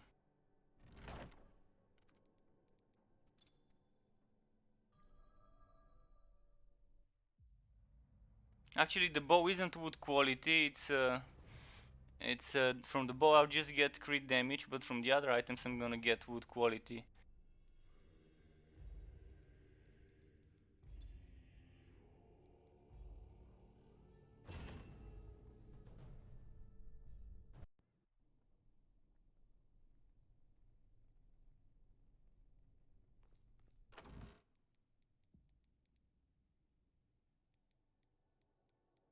Okay, it was bow, boots.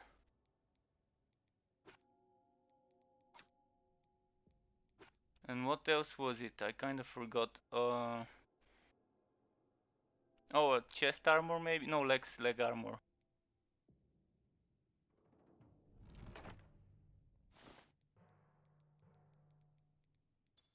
Bless an item. Okay, let's bless this. I think it was crit damage that I use on this. I think I'm using crit chance only on the accessories. And that's before I end up dying and losing my farmed fragments. Because I'm currently not picking up reds to sell for fragments.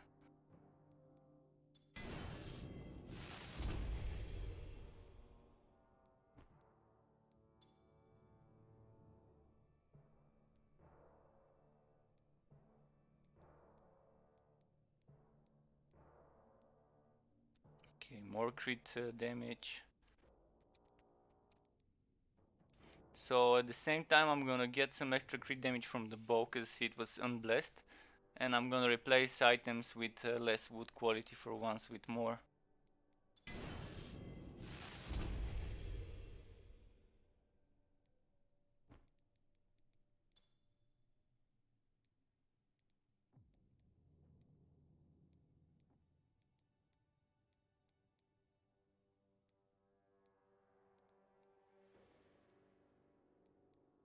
It's a good choice to level up a mage to level 50, regardless of what character you're playing, just to be able to do this, what I'm doing.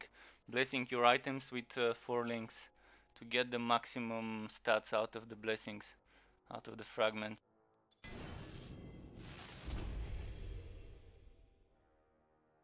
And that seems to be it. Let's put that back.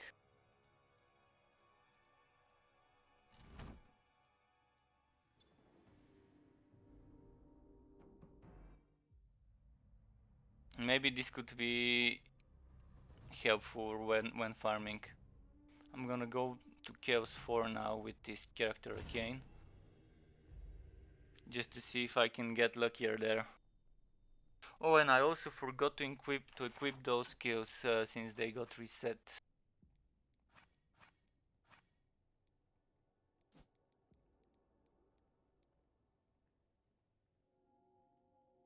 At first I thought they removed them, then I saw this button here yesterday.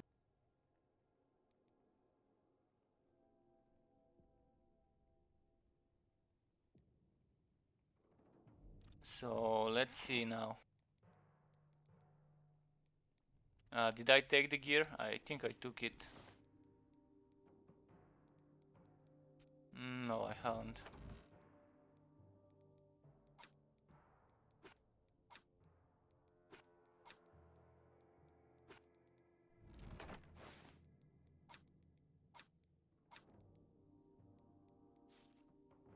Okay, now over 600 crit damage.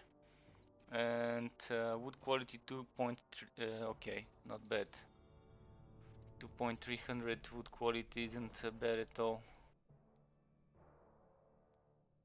Of course, it should be like 250 and another 100 from the skill.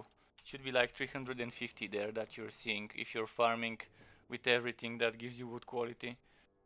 On the dwarf I was farming for my items with axes that give me 12, 13, 14% wood quality each. Even if they were a bit less powerful on Chaos 3, it kind of adds up. Let's get a map and let's change the difficulty.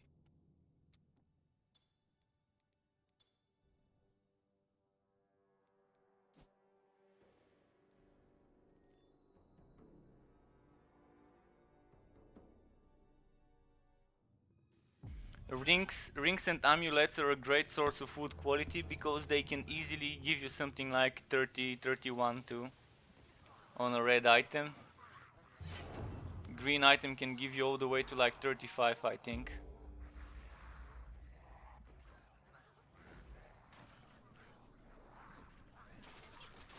Okay, oh fuck, I forgot to equip my blade. Now this will be a bit difficult because my main damage skill is missing.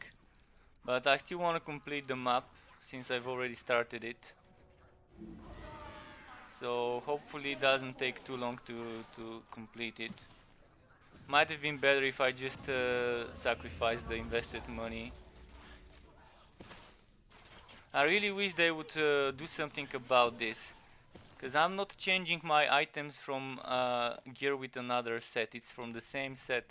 So I don't see a reasonable explanation why they should do the script this way. The script calculates as if you remove the item first and then equip the other one, instead of calculating that you replace the item.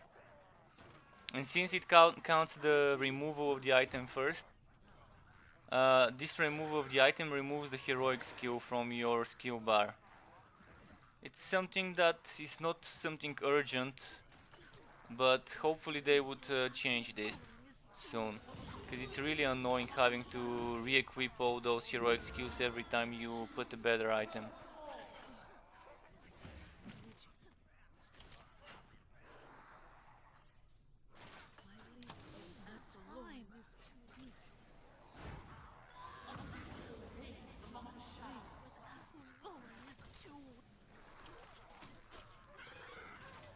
Okay, so much the tentacle attack.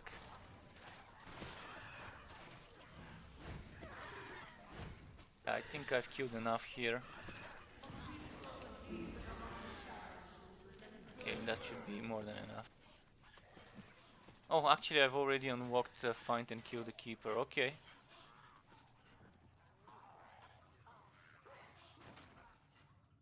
Need to fight a bit. Now without it will be a bit of a long fight.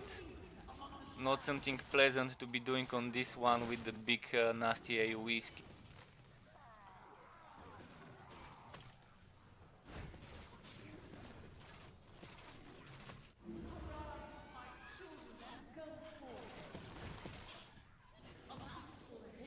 I would have to rely on a reflex shot to do the...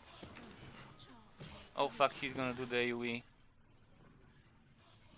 Okay, did he decide not to do it? Maybe he did.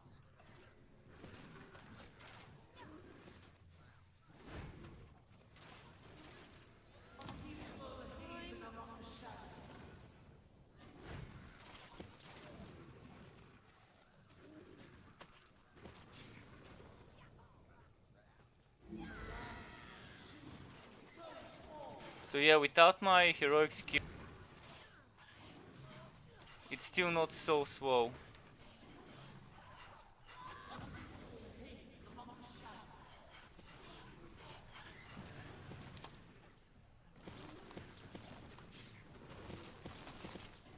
Maybe I should have used my traps more often, because I can put 6 of those. Okay, let's go wood and just fix my skills now.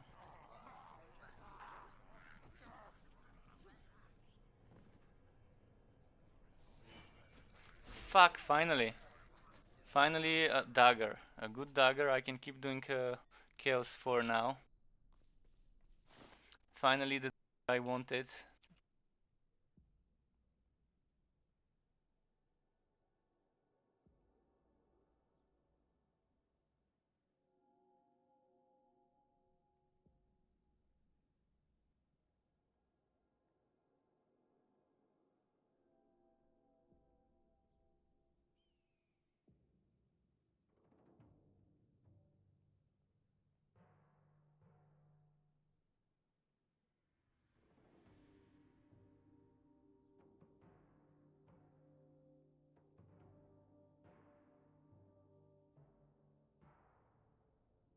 Oh.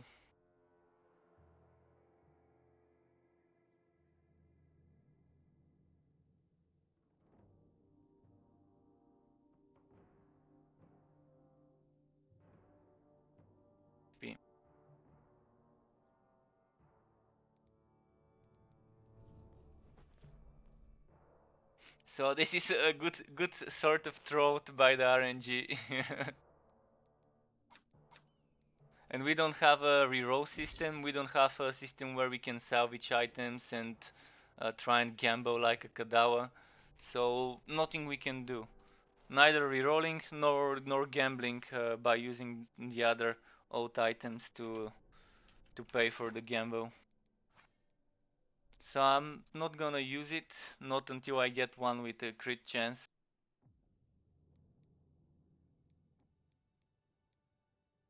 What's the damage increase?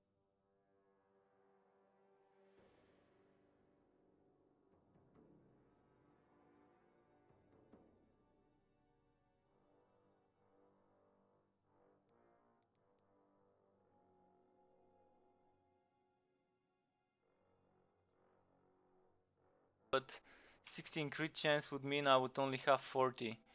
And I already have it lower than 60%. Currently I only get my crits reset from cooldowns reset from crits. So the more crits I do, the better it is for my build.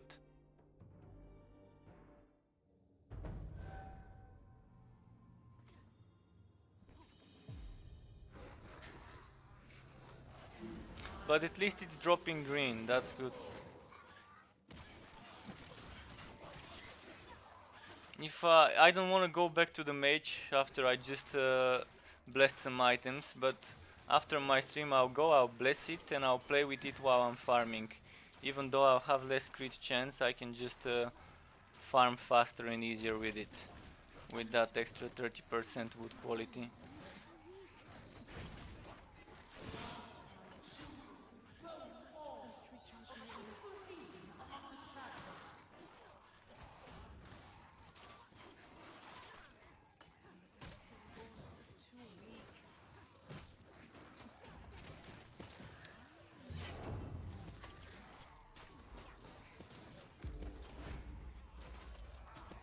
What's the wood number I'm getting now? 3.7. So it will be 3760 with the other dagger. And what is missing? The bow doesn't have wood chance. The amulet doesn't have, and one of the rings doesn't. So that means I can get another 60 from the ring and amulet altogether, even if I keep this bow.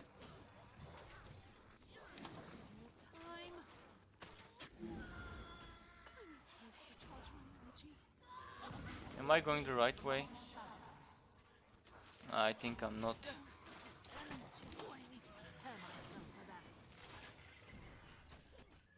Oh, fuck, this was long range. Did you see that? This fat guy killed me all the way here with his spiky attack. Okay.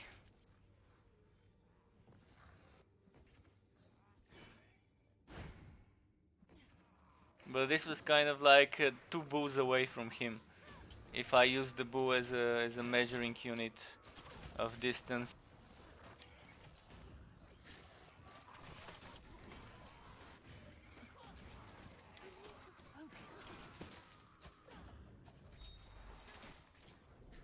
To go for the boss, let me just kill those that are low HP.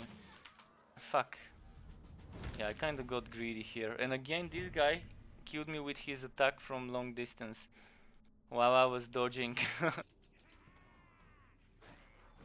Maybe I should just stick to Chaos 3 farming. It does work wonders for me sometimes, but as you see, 2 times I switch to Chaos 4 and I get a drop in the first Chaos 4 map. After not getting drops in Chaos 3. It's just confirmation bias, so I probably would have gotten a drop in Chaos 3 as well.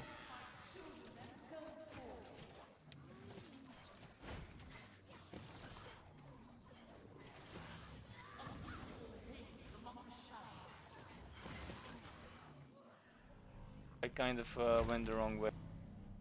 Yeah, I'll stick to Chaos 3 for now. I'm not as effective on Chaos 4. If I end up dying on the boss or I don't kill it in a few seconds, then it's not worth farming it. I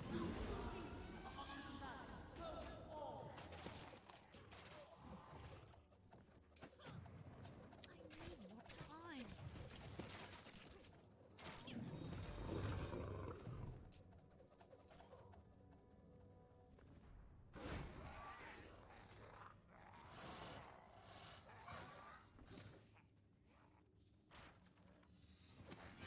Ah shit. Well, okay, I'll stay on Chaos 4, fuck it. It's raining greens now. Sadly, it's something I don't need, but anyways. The game convinced me. And this is why we have so many greens.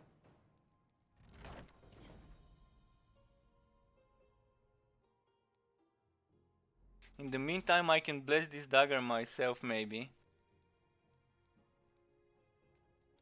Even if it's 3 links, it's still gonna be a bit better than what's on it at the moment. Can just get some extra flat damage.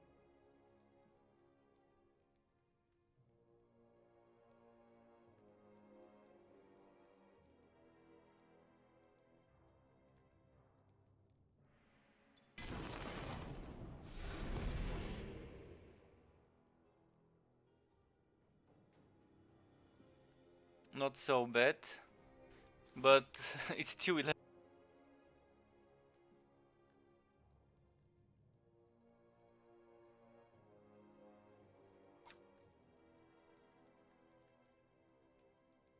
So I wonder if I can win some crit chance from somewhere. Maybe I can replace this old ring of dexterity and lose that crit damage. So is there another ring I can get with wood quality and crit chance? I need something with 29 or wood quality and crit chance.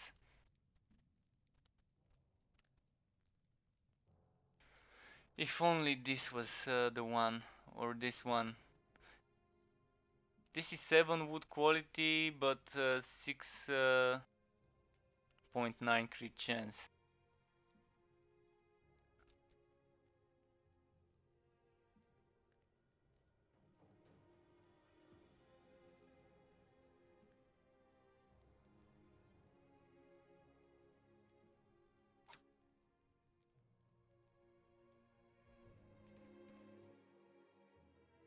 Ring of Shadow might be a good choice for this class, by the way. The dodging doesn't seem to be little, it seems to be like 25-30% chance to dodge. And the chance to dodge with this class would be a very good addition.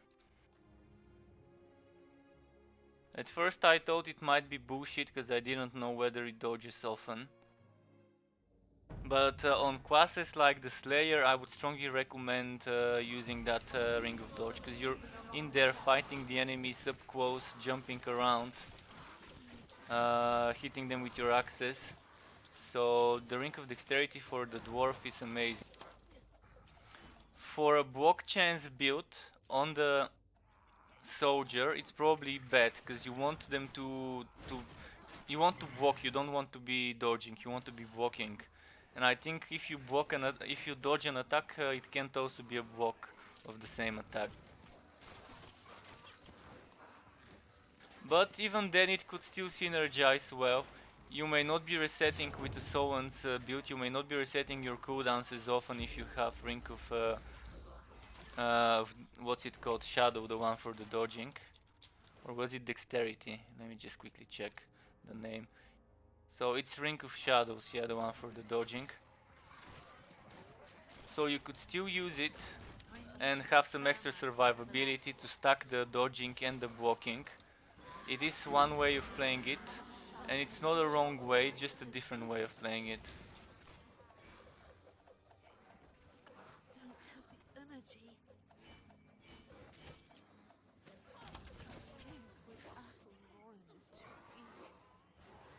Oh, do the traps require energy? Oh, that's why I was running out of energy. What about the other trap? This doesn't cost energy. Okay, I'll probably go back to using Hungry Roots, because I'd much rather use my energy on Reflex Shot. I need to fix. And this also doesn't use energy yet. So since I'm using Ring of Resonance, this trap is not a good combo for the build. One is a better combo. But the other one is actually what I have in my build. I was just experimenting now with the other trap.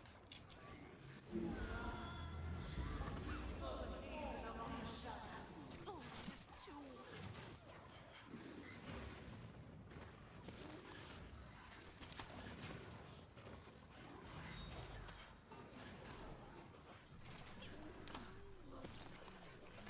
Extra 100% wood quality from killing the 100 monsters. As you can see, those daggers keep... fuck, wrong way. Those daggers keep hitting the walls and returning to the boss. And now I didn't pay attention to the glowing sphere. When this starts glowing very bright and filling up and growing in size, this means you do the big AoE.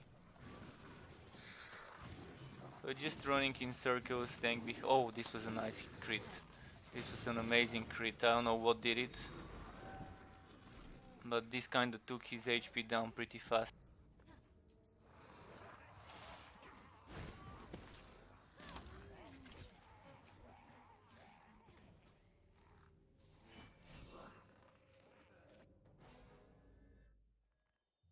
I still wanna go back to Chaos 3 though.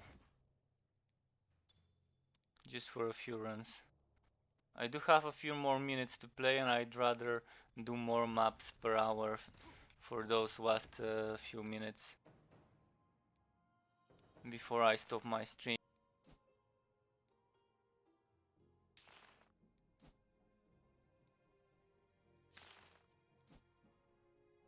Okay, Cinch. Cinch is nice.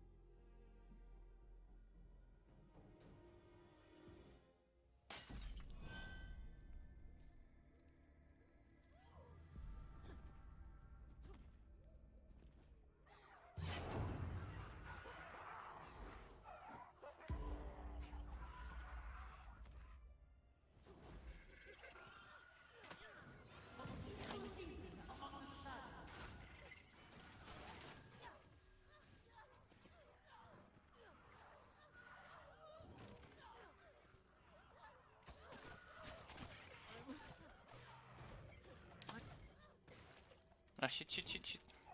Almost died there. I think those meteors kind of stun.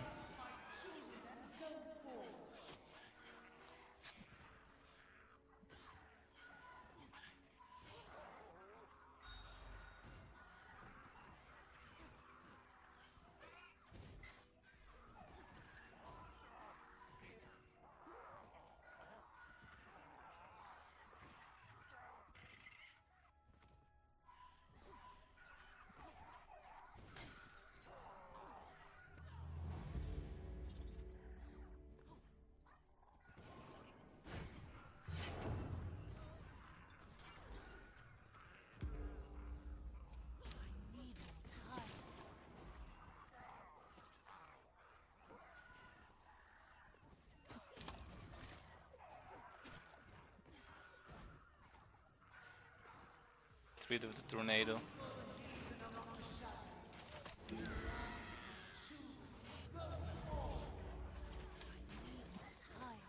Fuck. I was stunned on the wrong place. Now I got stunned again. Fuck. This was a nice combo. I got stunned by a meteor, then I run with a dodge, and then I get stunned by another meteor. The kind of the NPC script is trolling me here. And I forgot to switch my trap back to the other one.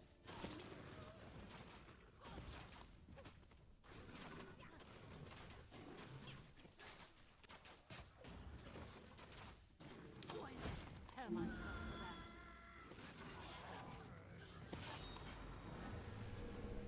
for that. And this was a good throw. There was a blue poison, not poison, but blue AoE field here. And I tried dodging here and the tornado pushed me back into the into the field. I'm liking those mechanics. They're annoying, but they're the good kind of annoying mechanics. The ones that make a map kind of fun and interesting.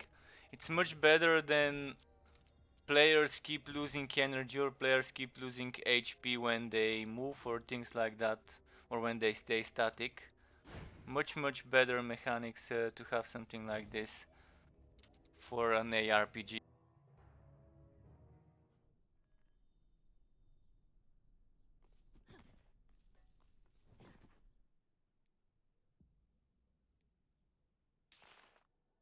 Okay, let's quickly change the trap to one that doesn't use energy.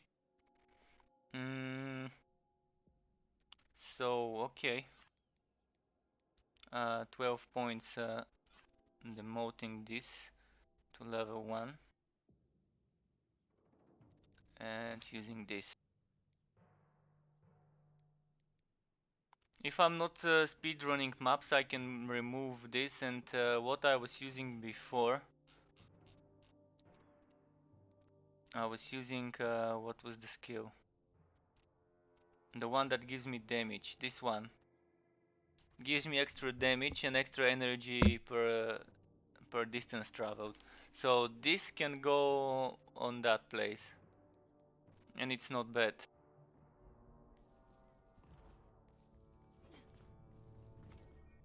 But when you're speedrunning, you probably want the one with the movement.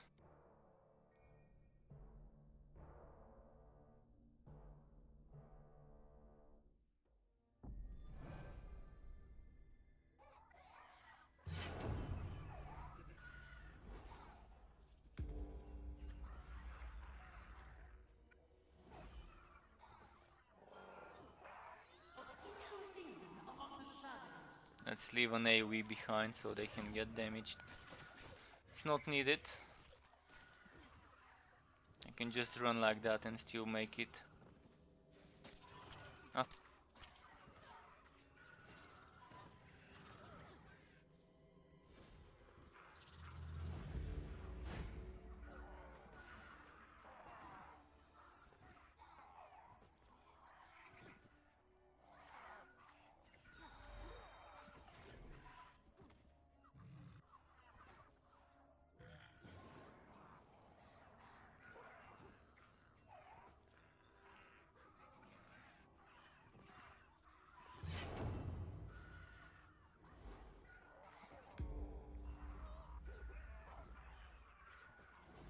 Difficulty on Chaos 5, 6, 7.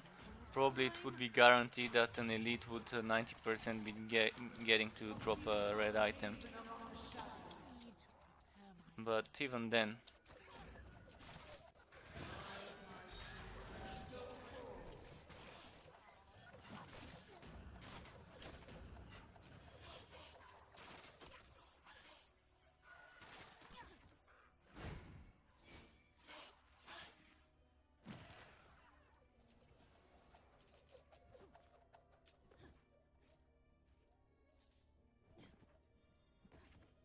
Sometimes it's worth opening those chests at the side.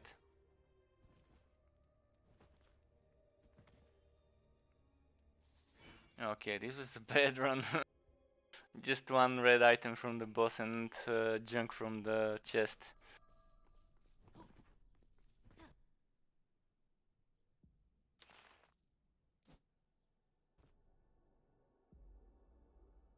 Let's do some corn.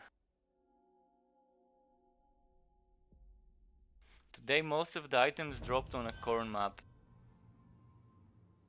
So kind of interesting how this has been the most dropping layout today.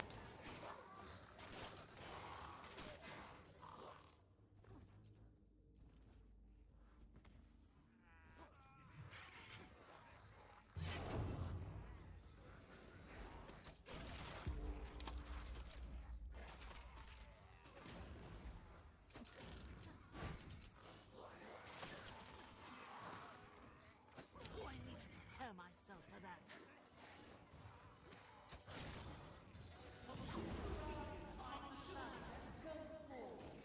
Oh, not this way.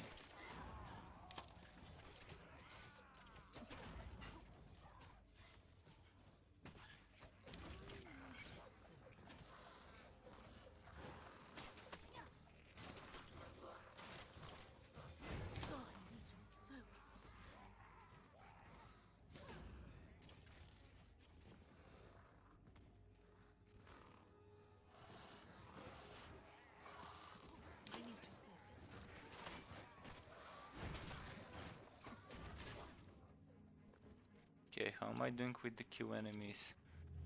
Not so good.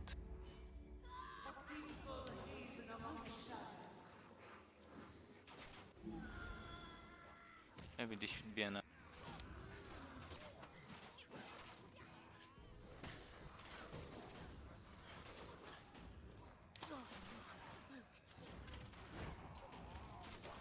Stop and kill some, just to make sure I get the quota, because the boss is right around the corner. There we go.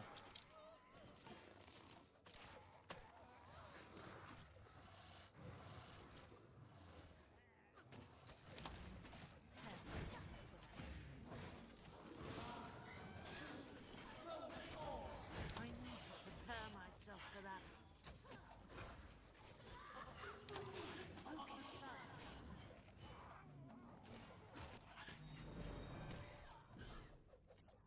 Okay, done.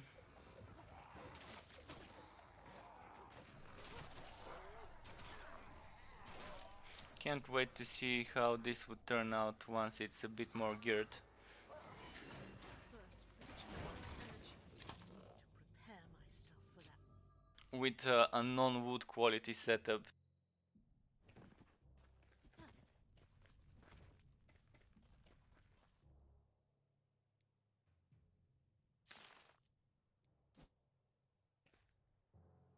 I also really can't wait to test the trap build with a bit more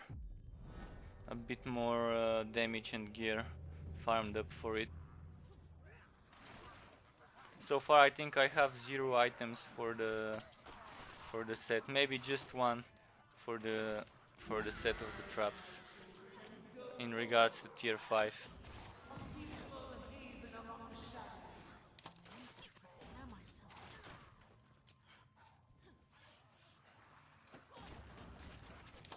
Prepare myself for that. But before I get a trap bow, I can still use this one, even with the trap build. And the dagger is kind of the same for the 2 builds anyways, even after the nerf. I can try using the one with the spinning blades, but probably won't be too good. The one with the dashing daggers, it was its name. It probably is meant to be played for the physical trap build, but I still don't think it's good enough to justify replacing executors for a dashing dagger.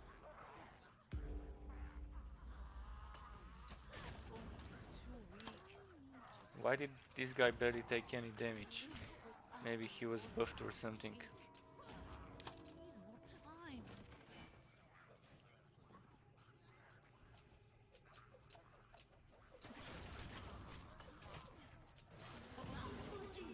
As you can see, the Ring of Resonance does proc quite often. Like when I'm using some traps or this blade, there's that white shockwave around me, and this is from Ring of Resonance. It does heal for like 2, 3, 400,000 on top of the aura hit. It would be nice to be able to see some sort of numbers. Like if I hover this ring, it would be nice to see damage, etc. The same way you see it for some other things, like the counter-attack damage on the what's it called, on the meteoric iron set. The same way it shows you the damage numbers there, they should show that number here.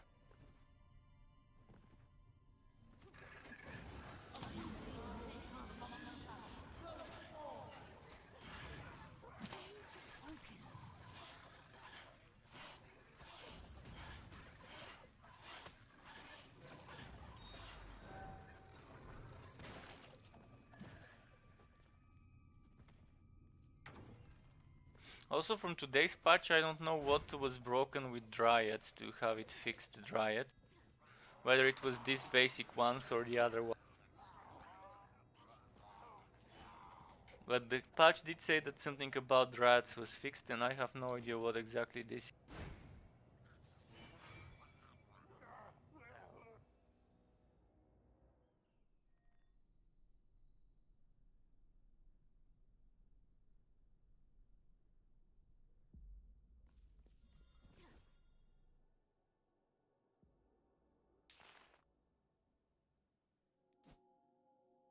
Okay, a few more maps. Then I'll have to stop the stream, sadly. Because it's about time, it's 2 a.m., 5 past 2. So maybe this one more after it, and that should kind of be it, I guess. Let's play until it drops a green item, so we know we ended on a good note. So hopefully it doesn't take too many maps, but let's try and get a green item. If in the next 2 maps it doesn't drop, I'll go on Chaos 4 just until it drops. And then I'll stop once it does. Keep farming after I stop streaming for that build, so I can upload a video for the build tomorrow for those who are interested.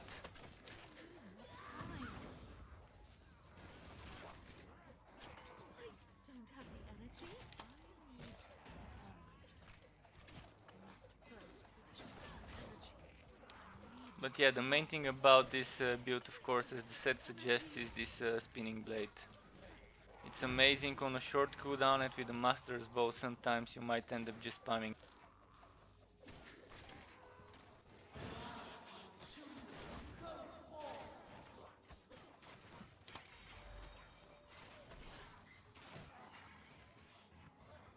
But before that there should be a chest this way.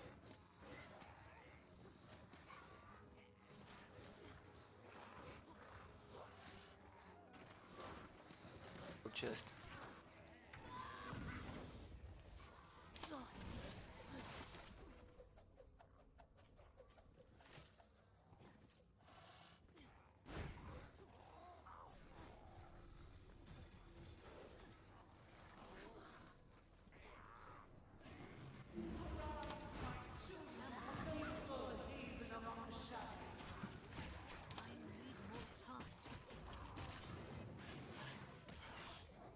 Standing too close to the wall, stand opposite to that wall and just send a blade. It will hit him, hit the wall and hit him back in return. This is amazing if you're doing a harder difficulty like Chaos 6. You just kind of want to get the boss very close to the wall if it wants to follow you. And just do like a proper facing, like not in an angle, not like do a 90-degree angle to the wall. The boss can be between you and the wall and get hit by the returning of the blade. And if you manage to cast a few blades this way, it will be nice. If you get him on a corner, like, let's find a corner.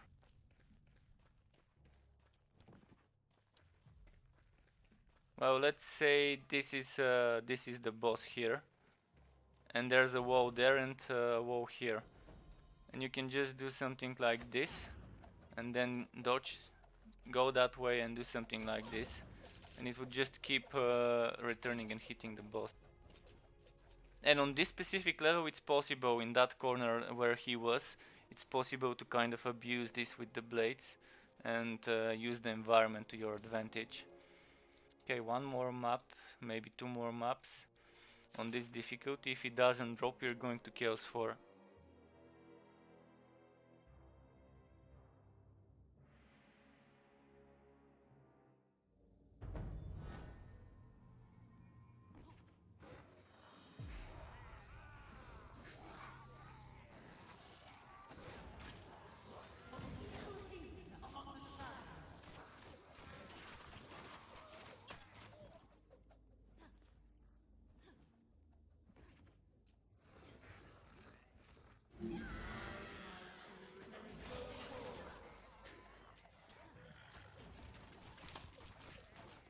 Okay, I'm gonna try to just kill the enemies as I go on the way, the little guys, so that I wouldn't have to stop right before the boss, like the last few times.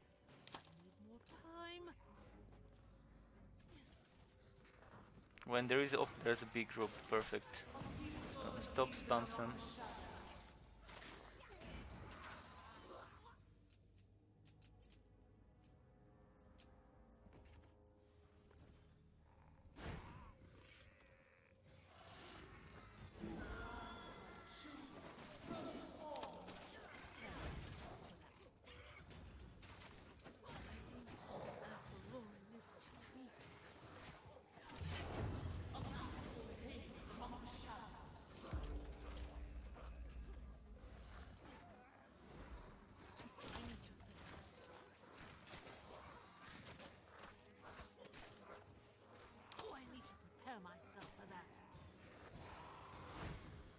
think there's a chest this way, but it should be a medium chest. Ah fuck, almost got stuck.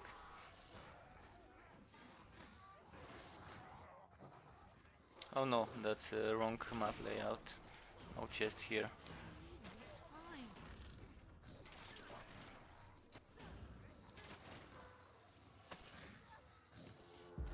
But there were a lot of enemies, so let's just kill some. And there we go. We got the dink.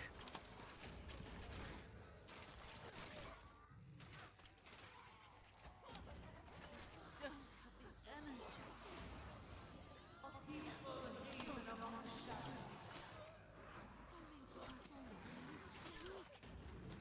Oh, I need more time.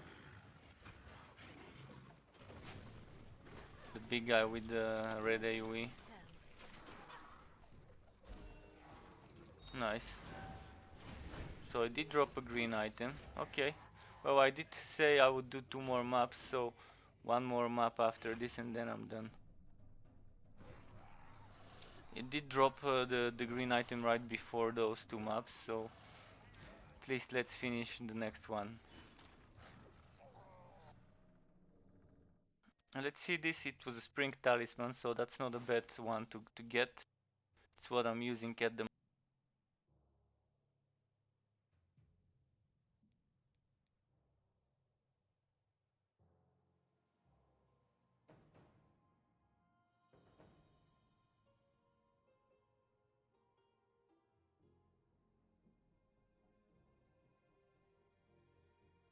That's also extra 30% wood quality. Losing that 40% crit.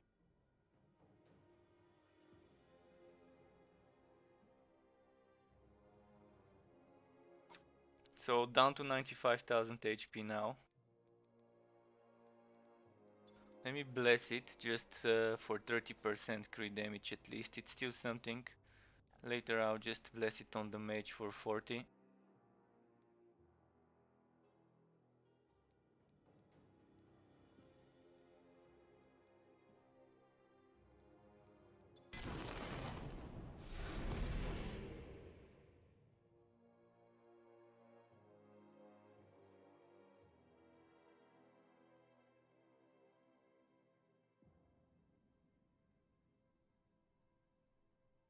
Okay, so a little bit of damage, little bit of crit damage.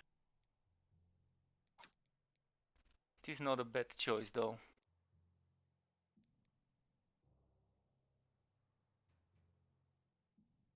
And the potion doesn't heal much, but it would heal more often. Hopefully they would fix this amulet so it doesn't heal the enemies. Then I would immediately switch to it because it's much better. Especially for this build. 2 god skills.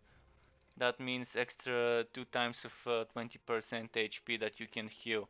It would really help on higher difficulties, but it ended up doing the opposite now, because when I'm doing a boss on like Chaos 6, and it just keeps healing the boss for like 20% HP.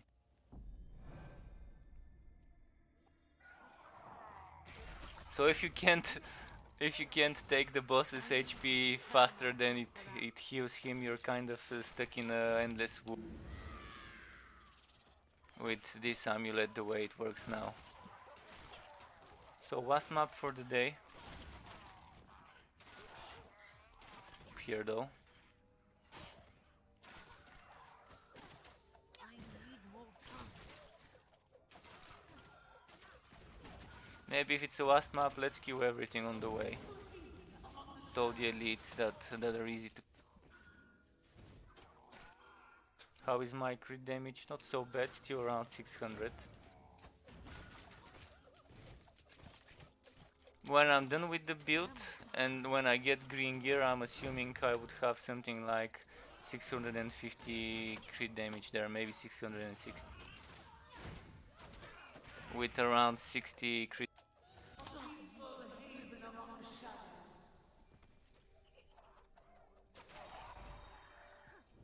We'll see how it goes though. Losing the legacy bow and dagger did lose a lot of crit chance and stuff. I need to focus. So now I'm at ah fuck, on this map you can't make crits. This is a counter map to my build. No wonder my damage is so low even on those normal elites. So you can do crits on. I didn't pay attention and I started it without noticing.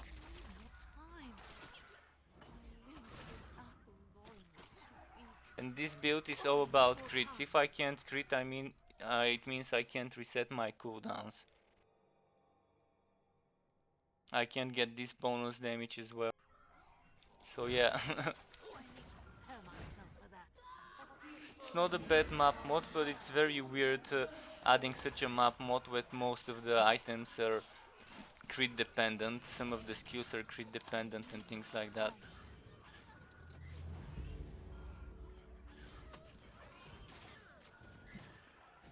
Maybe it should be that you can still crit, but the crit wouldn't do additional damage. Then you can still proc those things. So if they change it to critical hits don't do additional damage, that would be okay. So it would still show the numbers orange, but instead of adding bonus damage to those numbers, it will do the same as a normal hit. That way you can still proc your items that depend on you critting, just without adding the bonus damage. So this is not a bad thing to do to the game. Fuck.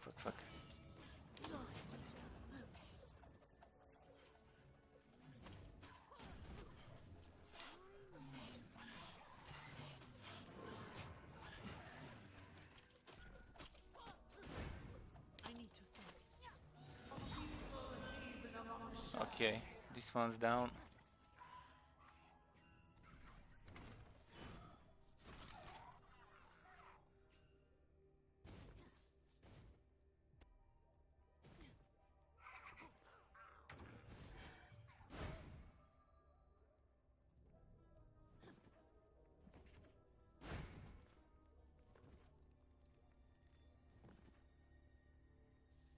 Yeah, I'll wood everything since it's the last map. Well, this would be it. It's 18 minutes past 2 in the morning now. It's kind of time to stop streaming because it's too late.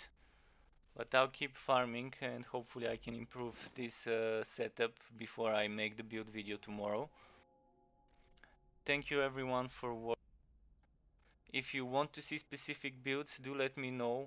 Like if you want a build for a specific set, like for the fire set on the mage or for the meteoric set on the warrior and so on, do let me know. I'll try to add those on the queue for the next build. After this character, on the next build should be something from the mage. So if you want to see a specific build for the mage, let me know, and tomorrow I will try to farm art items from that set, just to get at least half the setup ready. So thank you for watching, until next time, and remember to keep it cool. Goodbye.